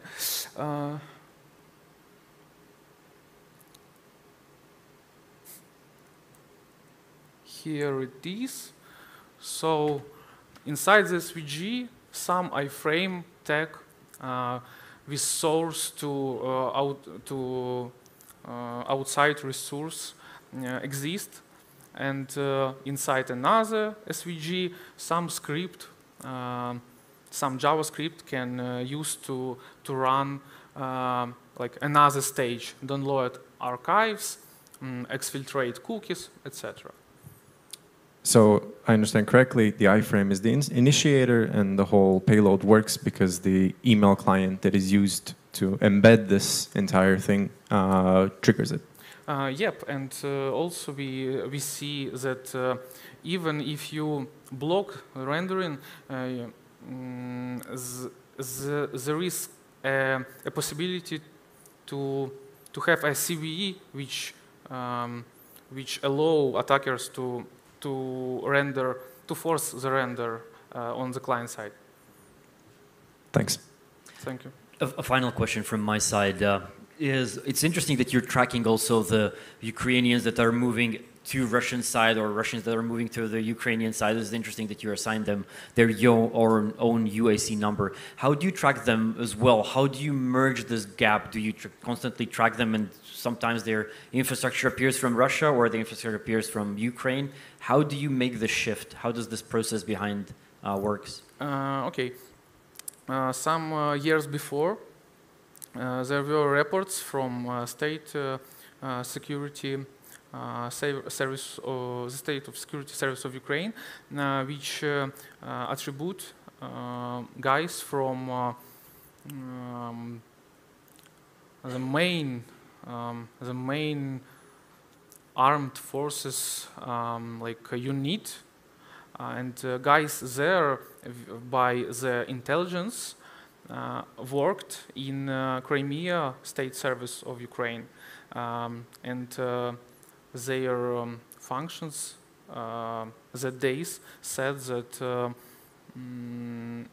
it's like their hands like stuff. Okay, so it was more as an intelligence attribution, less of a technical. Yep, okay, got it. All right, thank you. Дякую. A round of applause to our speaker. And Alexei, you also get a present from us. Thank you. Thank you. With this, we go on a 30-minute break. However, during the break, do socialize, communicate, talk to each other, make selfies, and what waits you after your turn back here in this particular auditorium is going to be cyber threat intelligence.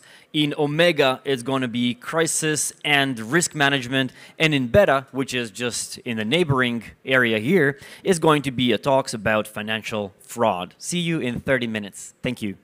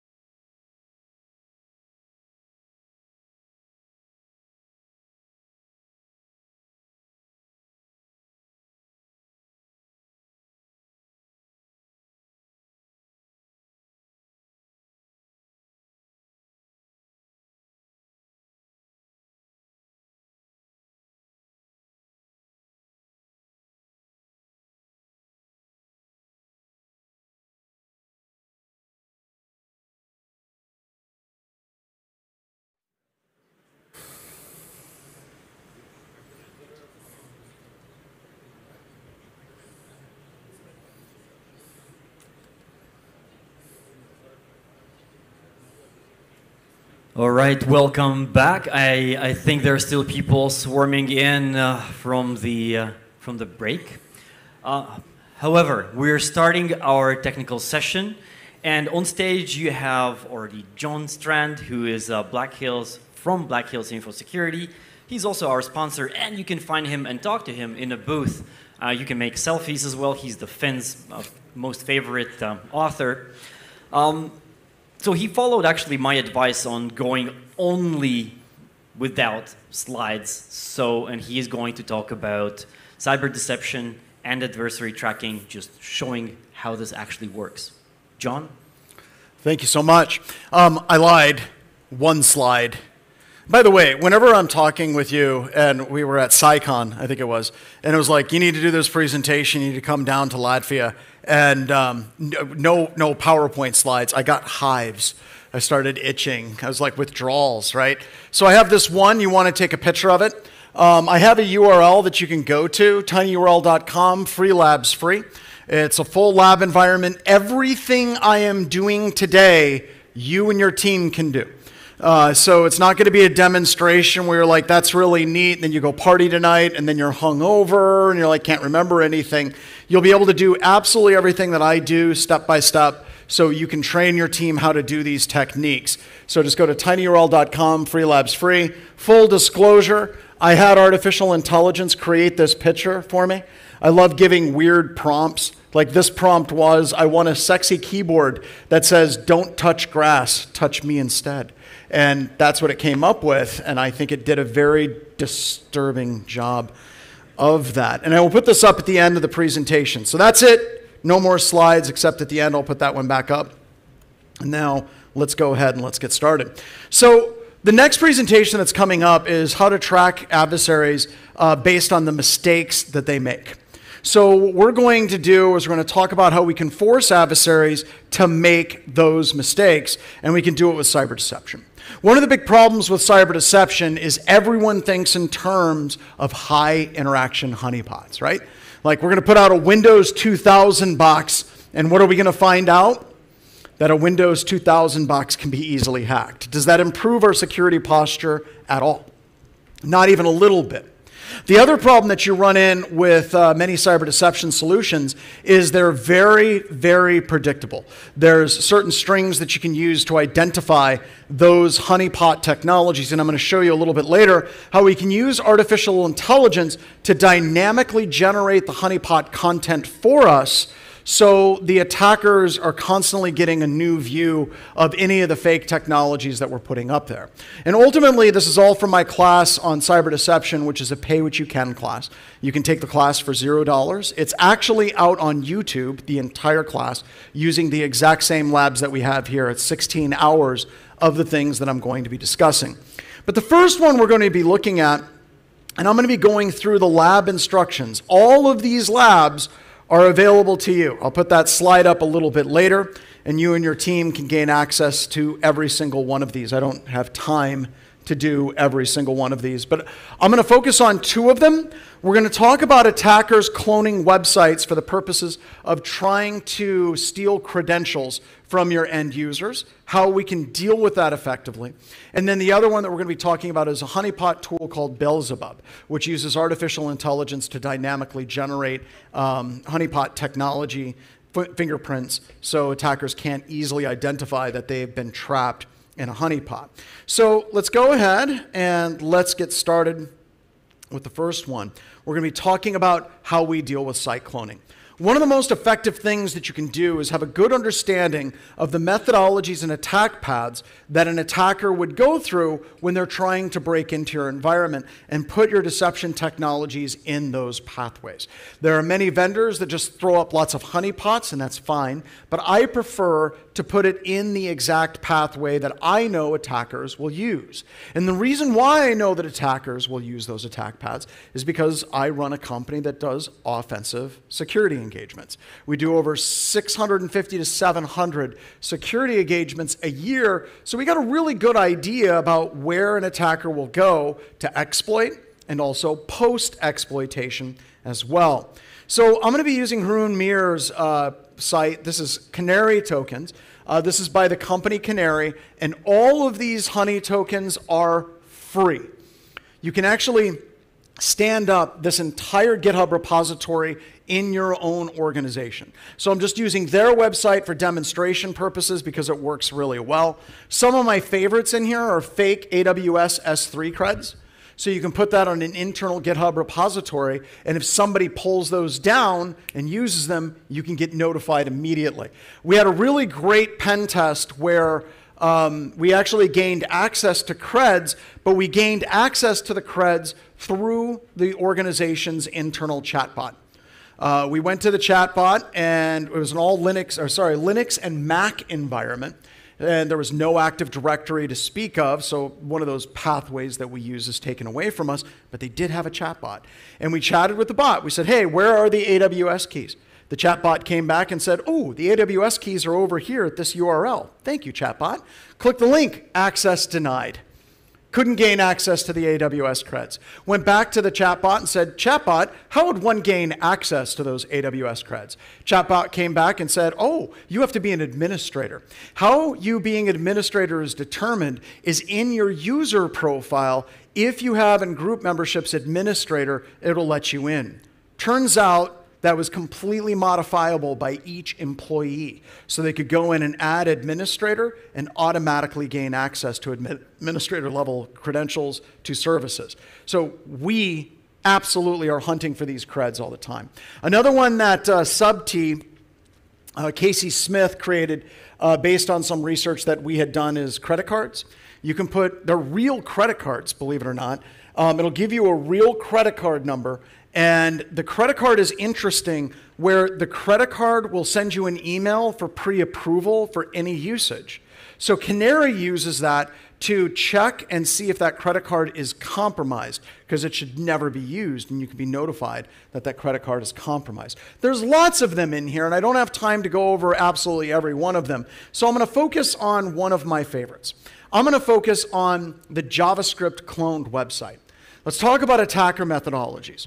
Whenever we're trying to break into an organization, one of the things that we will do is find authentication portals our customers are using, clone those portals, and then use those in a spear phishing engagement. This is standard ops for any offensive team, and it has been a standard operation for offensive teams for probably 2 decades now. But what if we can take this idea of threat intelligence and not just buy threat intelligence from a vendor, not just buy IP addresses and domains that are known to be bad?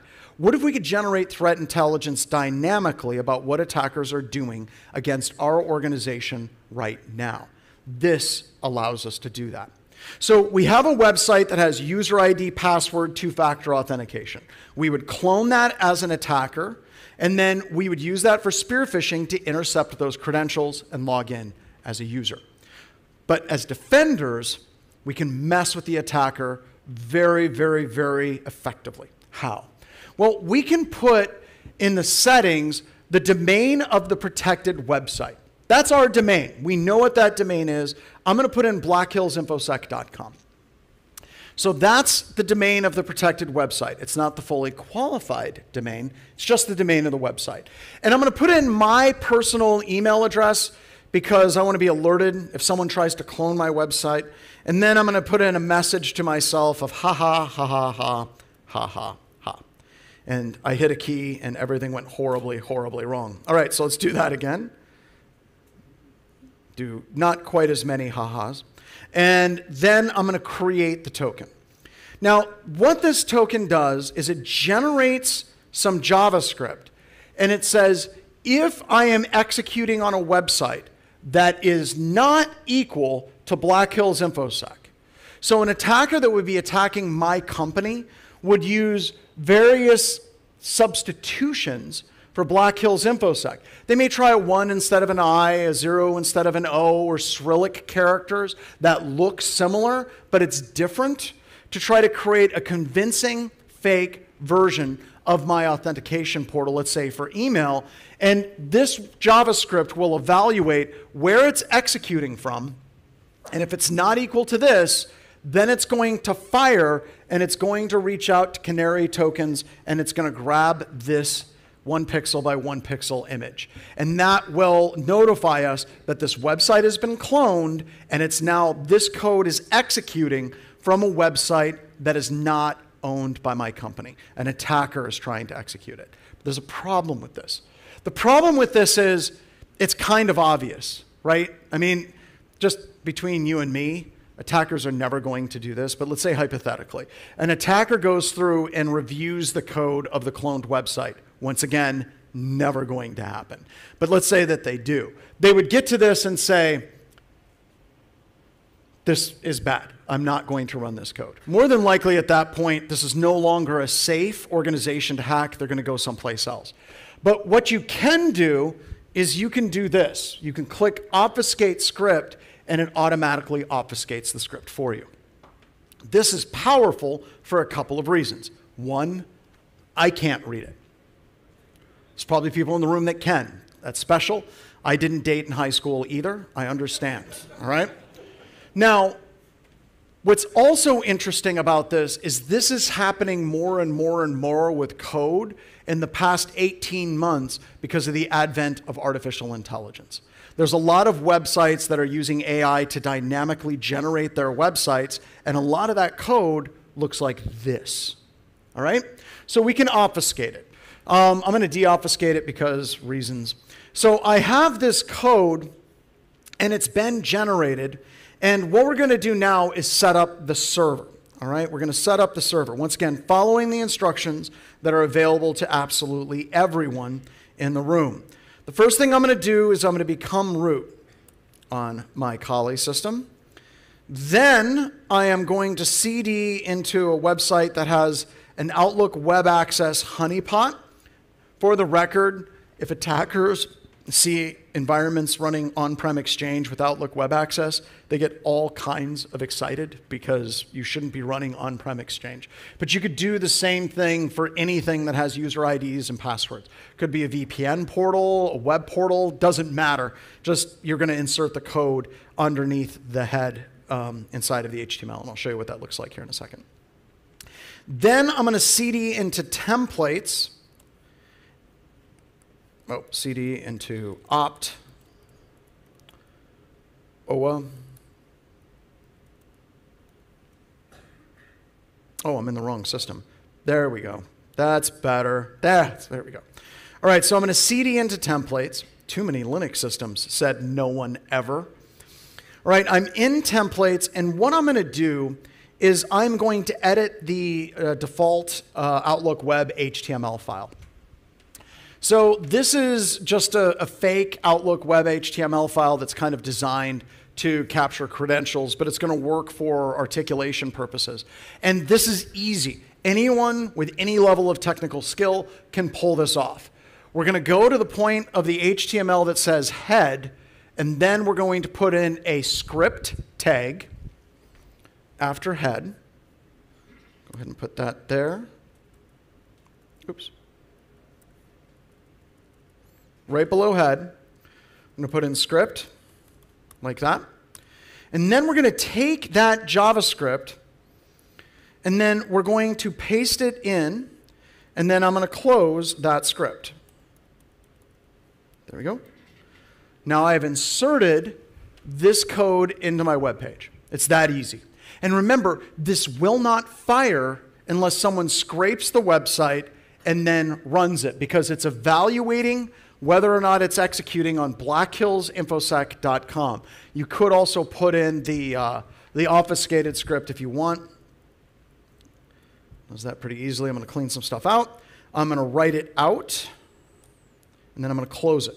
All right. So now we have inserted our honeypot inside of our HTML for our website. Now what we're going to do is we are going to go back one directory, and then we're just going to start up that example website. Right there. So we're going to do Python 3 OA.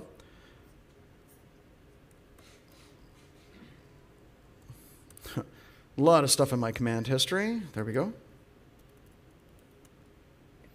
OAPOT. Takes a few seconds for it to start.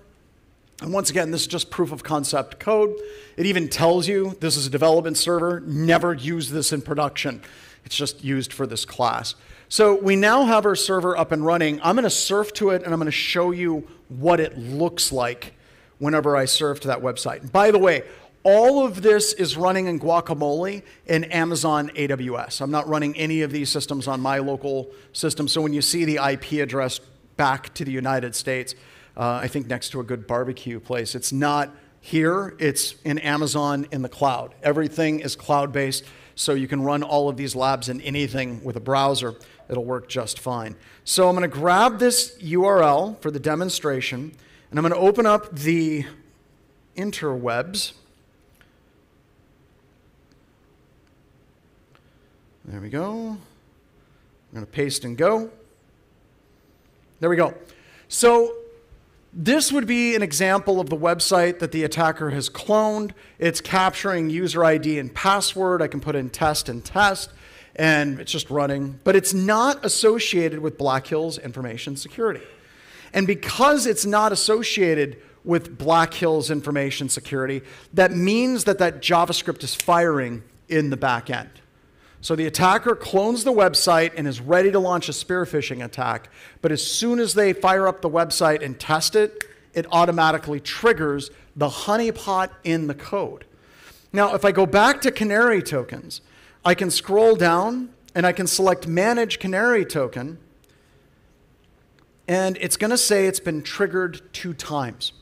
So like I said, you can run this in their own website, but you can also go to the GitHub repository and stand up your own canary token server. All of this stuff is free. You can stand it up on your own. But now if I check the history,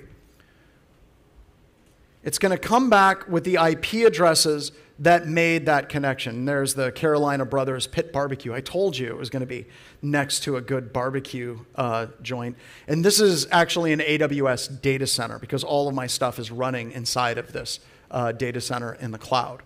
So let's take a second and let's try to drive home some themes here. Theme number 1, this doesn't fire all the time. If this was on Black Hills InfoSec's infrastructure, it would never fire. When an attacker goes through the attack methodology of cloning our website, I now have actionable threat intelligence before the attacker sends a single spear phishing email to my environment. That's threat intelligence. It's not threat intelligence about an attack that happened last week against somebody else. It's not threat intelligence about an IP address or a domain that's known to be evil a month or a year ago. It's actionable threat intelligence about an attacker getting ready to launch an attack against your environment right now. And at Black Hills Information Security, we have these types of deception traps all over because we know that we are being targeted by nation-state level adversaries constantly. Let me give you an example. We had a potential customer, just give you an idea of the sophistication that we're seeing with the attackers trying to come against BHIS. We had a potential customer that was in manufacturing in the United States. We were in negotiations with this customer, and we had sent a contract to that customer. We received an email from one of the customer's main points of contact saying, we have signed the contract, please click this link over to Dropbox to download the contract. One of my contract managers downloaded the contract and her system was immediately compromised. We had a nation-state adversary that was on a potential customer's network watching for what that customer was doing and was dynamically using that access to attack other people, including us. That's nation-state level adversaries, right? So I love this because my SOC knows that we're under an active, targeted attack. And many times we know about that attack and where it's coming from before a single email hits our organization. So that's the type of threat intelligence that I think is incredibly powerful. And once again, this costs nothing. You can stand this up in your own environment. You can set it up. It took me like 5 minutes. You just need to find a portal that you think an attacker would clone, go to head, insert the JavaScript with a proper domain, and you're off to the races. You just wait for the alerts to come in. And it also supports webhooks as well. So very, very easy cyber deception that you can put in the actual attack pathways that an attacker would go down. So let's close that one out. And like I said, there's a lot of labs that are present here for you to do. I recommend you spending time. You have 16 hours of lab time to play with, but we have a bunch of labs from Spider Trap, Canary Tokens, Rita, Blue Spawn, Port Spoof, Honey Badger, Honey Share, how to set up a Honey user, and Web Honeypots. The next one we're going to talk about, though, is Beelzebub. And we're going to be using AI to dynamically generate the fingerprints that an attacker would see. Now, there are honeypots like Cowrie, which is an SSH honeypot that has default settings. If you log into it, it always has the same IP address. If you look at the banner it gives you, it's always the exact same banner. So a standard vulnerability scanner will light up Cowrie like a Christmas tree, and it's very rare for an attacker to fall into a trap utilizing Cowrie and be able to like miss it. The attackers see that it's a honeypot. In fact, this is very common, right? If I were to go to Shodan and do a search for SCADA in Shodan, I'm trying to find supervisory control and data acquisition systems, and a whole bunch of these, Shodan is easily able to identify as honeypots because the strings and the signatures that are provided in the header for that application are known honeypot values. We see that again and again and again and again. So attackers tend to avoid those types of traps. So how do we do it in such a way that the attacker would not avoid it? How would we run it in such a way that the attacker would constantly be getting dynamic results that we don't even know what the results are? To do this, this is a tool called Beelzebub. And it's been great. We've been using this, this tool in my class for quite a while. It's also great because the author of this particular tool has great blogs where he's sharing information about attackers that he's caught in his honeypots. There's multiple honeypot services that it has. And it's got a Docker container, so it's super easy to deploy. It is fantastic. It has a number of different services that it can emulate. SSH is just one of them, and that's the one that we're going to be using here. So be sure to check it out. All right, so I'm going to close this one out, and here we go. Let me go that. There we go. All right, so let's go ahead and let's get started. So I've already gone through and updated and upgraded my VM, and I have Docker that's already set up, and I've already done the git clone. It just takes a few minutes to set that up. Now, I do want to show you what the docker compose.yaml looks like. One of the things that you have to do with Beelzebub is you have to give it API keys. To do this, we provided the link. You will have to have an account with ChatGPT, and there's multiple LLMs that you can use. I'm just using ChatGPT in this situation 4. And you go in and you create a new secret key, and when ChatGPT runs that key, I cannot stress this enough, copy it immediately. You will never be able to see it again. So the way ChatGPT works with its API keys is it'll show you the first few characters and the last 4 characters, but everything else is obfuscated forever. You'll never be able to see it again, and it tells you that. So let me show you what it looks like here real quick. So I'm just going to create a new key like this, and I'll just give it a name, Kill Me, all right? Just a default project, create this key. And now right here, it says, please save your secret key. You won't be able to view it again. Keep it secure. Anyone with your API key, like a con talk with a whole bunch of people in the room and a bunch of people virtually, would be able to use it. And then I would copy it, and then I would move it on. All right, so I'm going to delete these keys here in just a couple of seconds. So we'll get to that here in a bit. All right, so I've got that key, and if I have that particular key, I can input it here. Oh.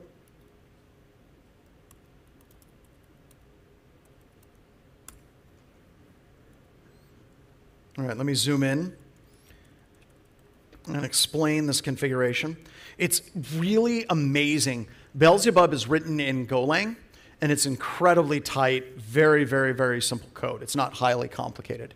So what it says is right here, these are the ports it listens on by default. I've commented out 22 because I'm running on a system that I'm SSH'd into, so I can't have Beelzebub listen on the port that I'm currently logged into. Instead, I'm using an alternate port of 2222. But it also sets up honeyports for like a TCP proxy, a web server, and a terminal service server as well. So it's not just SSH, it can also utilize prompts from ChatGPT to generate other honeypot services. You can use RabbitMQ if you want to get your messages and get alerting off of it, but then you put your OpenAI secret key here, and this isn't my whole key, right? So that's where you put your key, and literally Beelzebub goes to ChatGPT and it does a prompt that basically says, give me the output of this command without all of the ChatGPT stuff in the front and the end. I just want the results. What would you expect for a standard Linux computer system with this following command executed? And then it takes those results and then it feeds it back to the attacker. All right, so that is the services configuration. Now, we also need to go through and configure the actual service itself.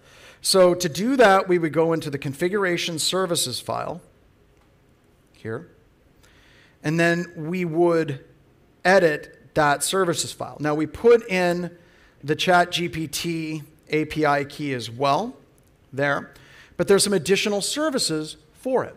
So we can see the version, we can see the protocol is SSH, we got description SSH interactive ChatGPT, the plugin is the LM honeypot, server name is Ubuntu. These are passwords that it will accept. So you can put in a series of passwords. You got to make the attacker try a little bit. You just can't accept every password. But these are passwords that I see attackers run constantly.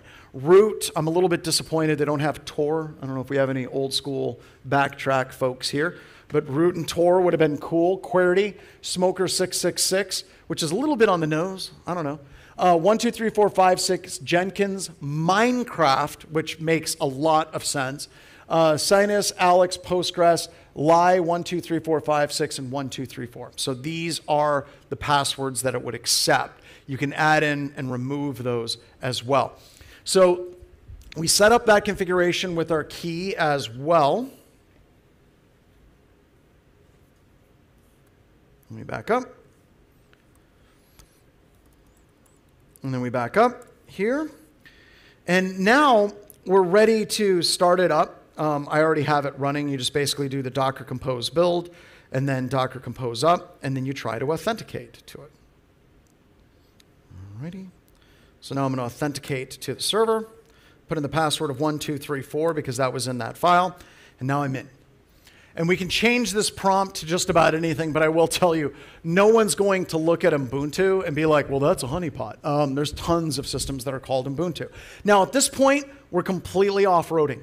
I literally have no idea whatsoever what the responses are going to be coming back from ChatGPT. So if I do ls, it's going to take a couple of seconds, send it to ChatGPT, and ls is going to be like this right here. This would be normal. We got desktop, documents, downloads, music, pictures, public, and videos. This always makes me a little uncomfortable, but let's say I CD'd into videos, and then I type ls again. Now it's going to come back, okay, cool. It's not getting weird on me. I'm afraid it's like displaying hentai videos or something weird. We have movie MP4, tutorial AVI, sample video, .mov. We could do, let's CD space ... It remembers what was given. I could do ls -a. I can look for hidden files, and it's automatically, dynamically going to be changing up what it does. I could do ls -of -i capital P. ChatGPT is going to chew on that for a second, and it's going to come back and say, Firefox. Firefox is what's running, because that's what you would see as a standard user instead of absolutely every single service. But all of this is being dynamically generated on the fly for the attacker, which is incredibly powerful. Now, also on the back end, it is keeping full logs of everything. So I can do Docker compose. Let's go back here. And I can look at the logs, and then I can follow the logs, and I can see all of the different commands that are being run. So this is really helpful because if ChatGPT starts freaking out, you'll get messages from ChatGPT in real time when it's running. So let me see if I can give it a weird command, like make it easy to see if I can find that on the logs. It's going to come back and say command not found. There we go. And I can come back here and you can see that that command was executed down here with the coming back. So this is incredibly powerful, and it's powerful for a couple of reasons. It's powerful because it's dynamic and it makes it far more difficult for attackers to identify that they're in the matrix and they're trapped, number one. Number two, the other reason why this is powerful because this is threat intelligence of what the attacker is doing on your environment right now. Not someone else's environment, what they're doing against your environment right now. And the final thing that I think is incredibly important for this is every single moment that an attacker is wasting time messing around with a honeypot, messing around with cloning websites with JavaScript that's going to immediately set off their IP address like a Roman candle, is less time that they're spending directly attacking your environment. I have this formula that I use in my class. Detection time plus reaction time must be less than the amount of time it takes for an attacker to successfully break into your environment. And in many environments, we don't really have control over the attacker's attack time. In fact, a lot of the recon and a lot of the initial attack vector stuff that attackers do, you would never see. But if you can start utilizing deception technologies in a way, then you're going to be able to see those attack methodologies. Also, a quick note on when you should implement this. It has been kind of standard belief in the industry that you should only implement cyber deception if you've done everything else correct. That is absolutely 100% wrong. Don't do that. It is not true.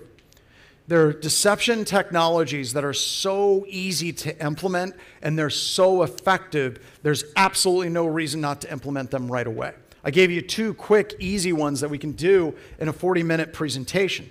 Another one that I recommend you all do as quickly as you possibly can is I recommend that you go to, let me go to my GitHub. I recommend that you go and look at my Honey User Lab. And my Honey User Lab is literally 5 minutes how you can create a Honey user in your environment. Once again, I'm going to share this with all of you once I put the slide up again.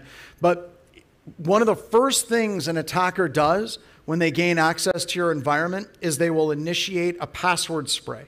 And if we can do this in 5 minutes, creating a Honey user in our little lab environment, you can absolutely go to your domain controller, create a user, log into the user. It's a long story, but you have to log in. Otherwise, the last login date is January 1st, 1601. You create a Honey user, log into it, and wait. If you have an internal pen test, one of the first things that your internal pen test is going to do is an internal password spray. You will catch the internal pen test almost 100% of the time. And if you don't, your internal pen testing team isn't doing a very good job because that's what attackers do. They're going to go after these really easy things. So you shouldn't wait until you get absolutely everything done correctly. You should try to implement these things right now. They're low interaction, they're high return on investment, they're low false positives, they work fantastically well, and they cost you absolutely nothing in your environment. Now, a couple of kind of closing things. I put this link up. Like I said, I have like 38 labs that you can do and 16 hours of lab times. So please go to this URL to get signed up for those labs. The other thing that I have for you all, if you come to the booth, we have this comic that we've created. It's by Fred Van Lette is the author and also some amazing artists. And I know that you've seen corporate comic books and they're absolutely horrible.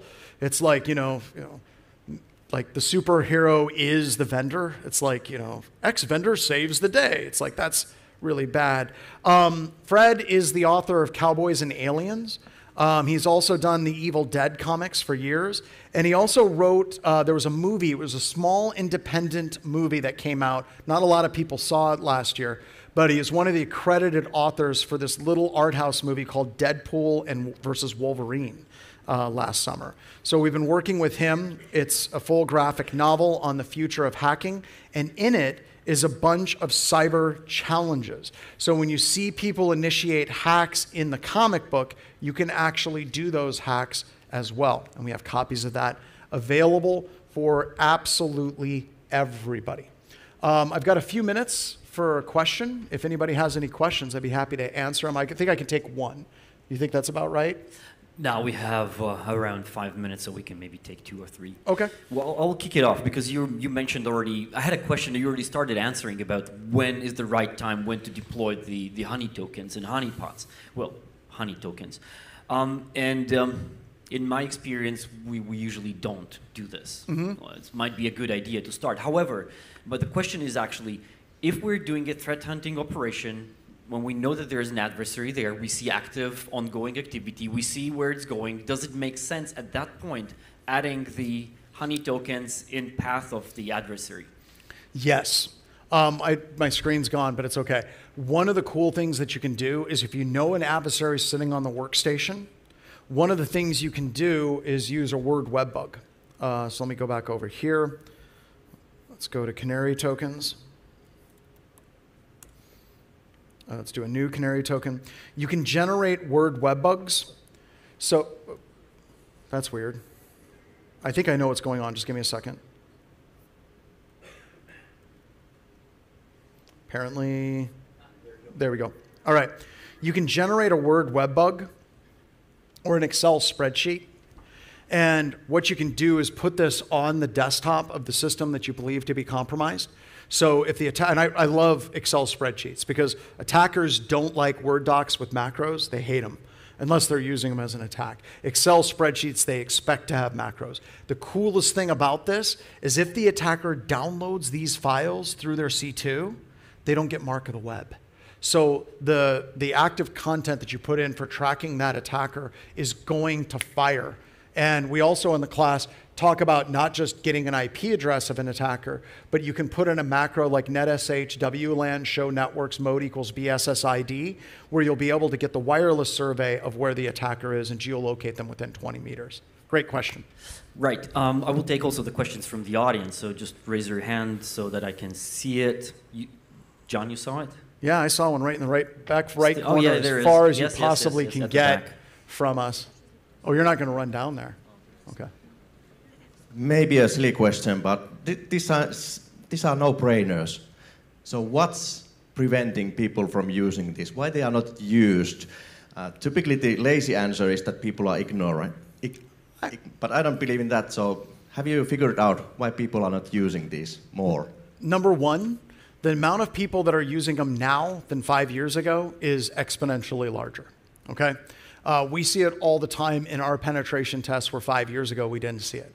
Number two, I think that a lot of people have an idea of what a honeypot technology is a high interaction, lots of work, lots of effort, low return on investment honeypot. And that's one of the reasons why I go to these conferences and I teach this class for free, is a lot of these technologies are super duper easy to implement in your environment with high return on investment. So I think it's an education thing where people just need to break away from the methodology and the mindset that it's a really heavy infrastructure. We're standing up full servers and we can put these lightweight honey tokens throughout our environment. Is there any other question? All right, I will read the question that is, well, I paraphrase the question that has been sent into the Menti through the QR code. So you added a honey token into the website whenever, as a JavaScript. Mm-hmm. So the question that that's been asked is there a way to show that it's not a script because the adversaries might just delete whatever is marked in the script tags? How can you obfuscate it there, like a notch more, if that is even a possibility at all? They also have a cascading style sheet version of that. And most attackers won't delete CSS files because it's going to define how the website looks. So you can do it with JavaScript, you can do it with CSS. But the main premise is not very often that we see an attacker that goes through and scrapes out JavaScript, because literally JavaScript is the glue that makes websites work. And they would much rather have their website fire appropriately than have that risk of their cloned website not working. So it's very rare that we see an attack. Actually, I've never seen an attacker that scrapes it out. They just scrape it, set it, forget it. They never think they're being hunted. Right. Any other questions? So for me, I have one last question before we go to the next speaker is, how do you automate it? Can it be an automated way of how, because you said you would go with the particular scenarios where you want to trick, right? Can you automate this? Do you actually have to do this? Is this a manual labor? How intensive this is? What are we talking here? So this gets into how you deploy it from a political perspective. First and foremost, if you want to implement this in an environment in an automated way, there are vendors out there with products that do this. One of those is Canary. They automate and they rotate and they change and they morph constantly. And that's powerful. But getting that budget can be hard. So it's really important to be looking at the things that you have in the labs that I've given you, where you can get those quick wins and show management the efficacy of and the value of what you can get out of these technologies so that you can get the budget associated with utilizing a commercial solution that allows you to deploy it in an automated way. All right. Well, thank you. And let's give an applause to John. Thank you so much. And also, if you want to take a selfie or just talk with John, I mean, go ahead, find him in a booth, get a copy of the. Wait for it. Wait, you deserve. By the way, if you're wondering what I'm giving out, it's a pair of socks. I'll take socks, dude. I travel all the time, and there's a comic in exchange for the socks. Thank you. Yeah. Does anybody know who John Hammond is? Yeah, we shoot him in the face in this comic. He financed our Kickstarter with $5,000, and he got an opportunity to be a character in the comic, and he requested that we kill him. So see if you can find John Hammond in the video. All right, thank you. Thanks.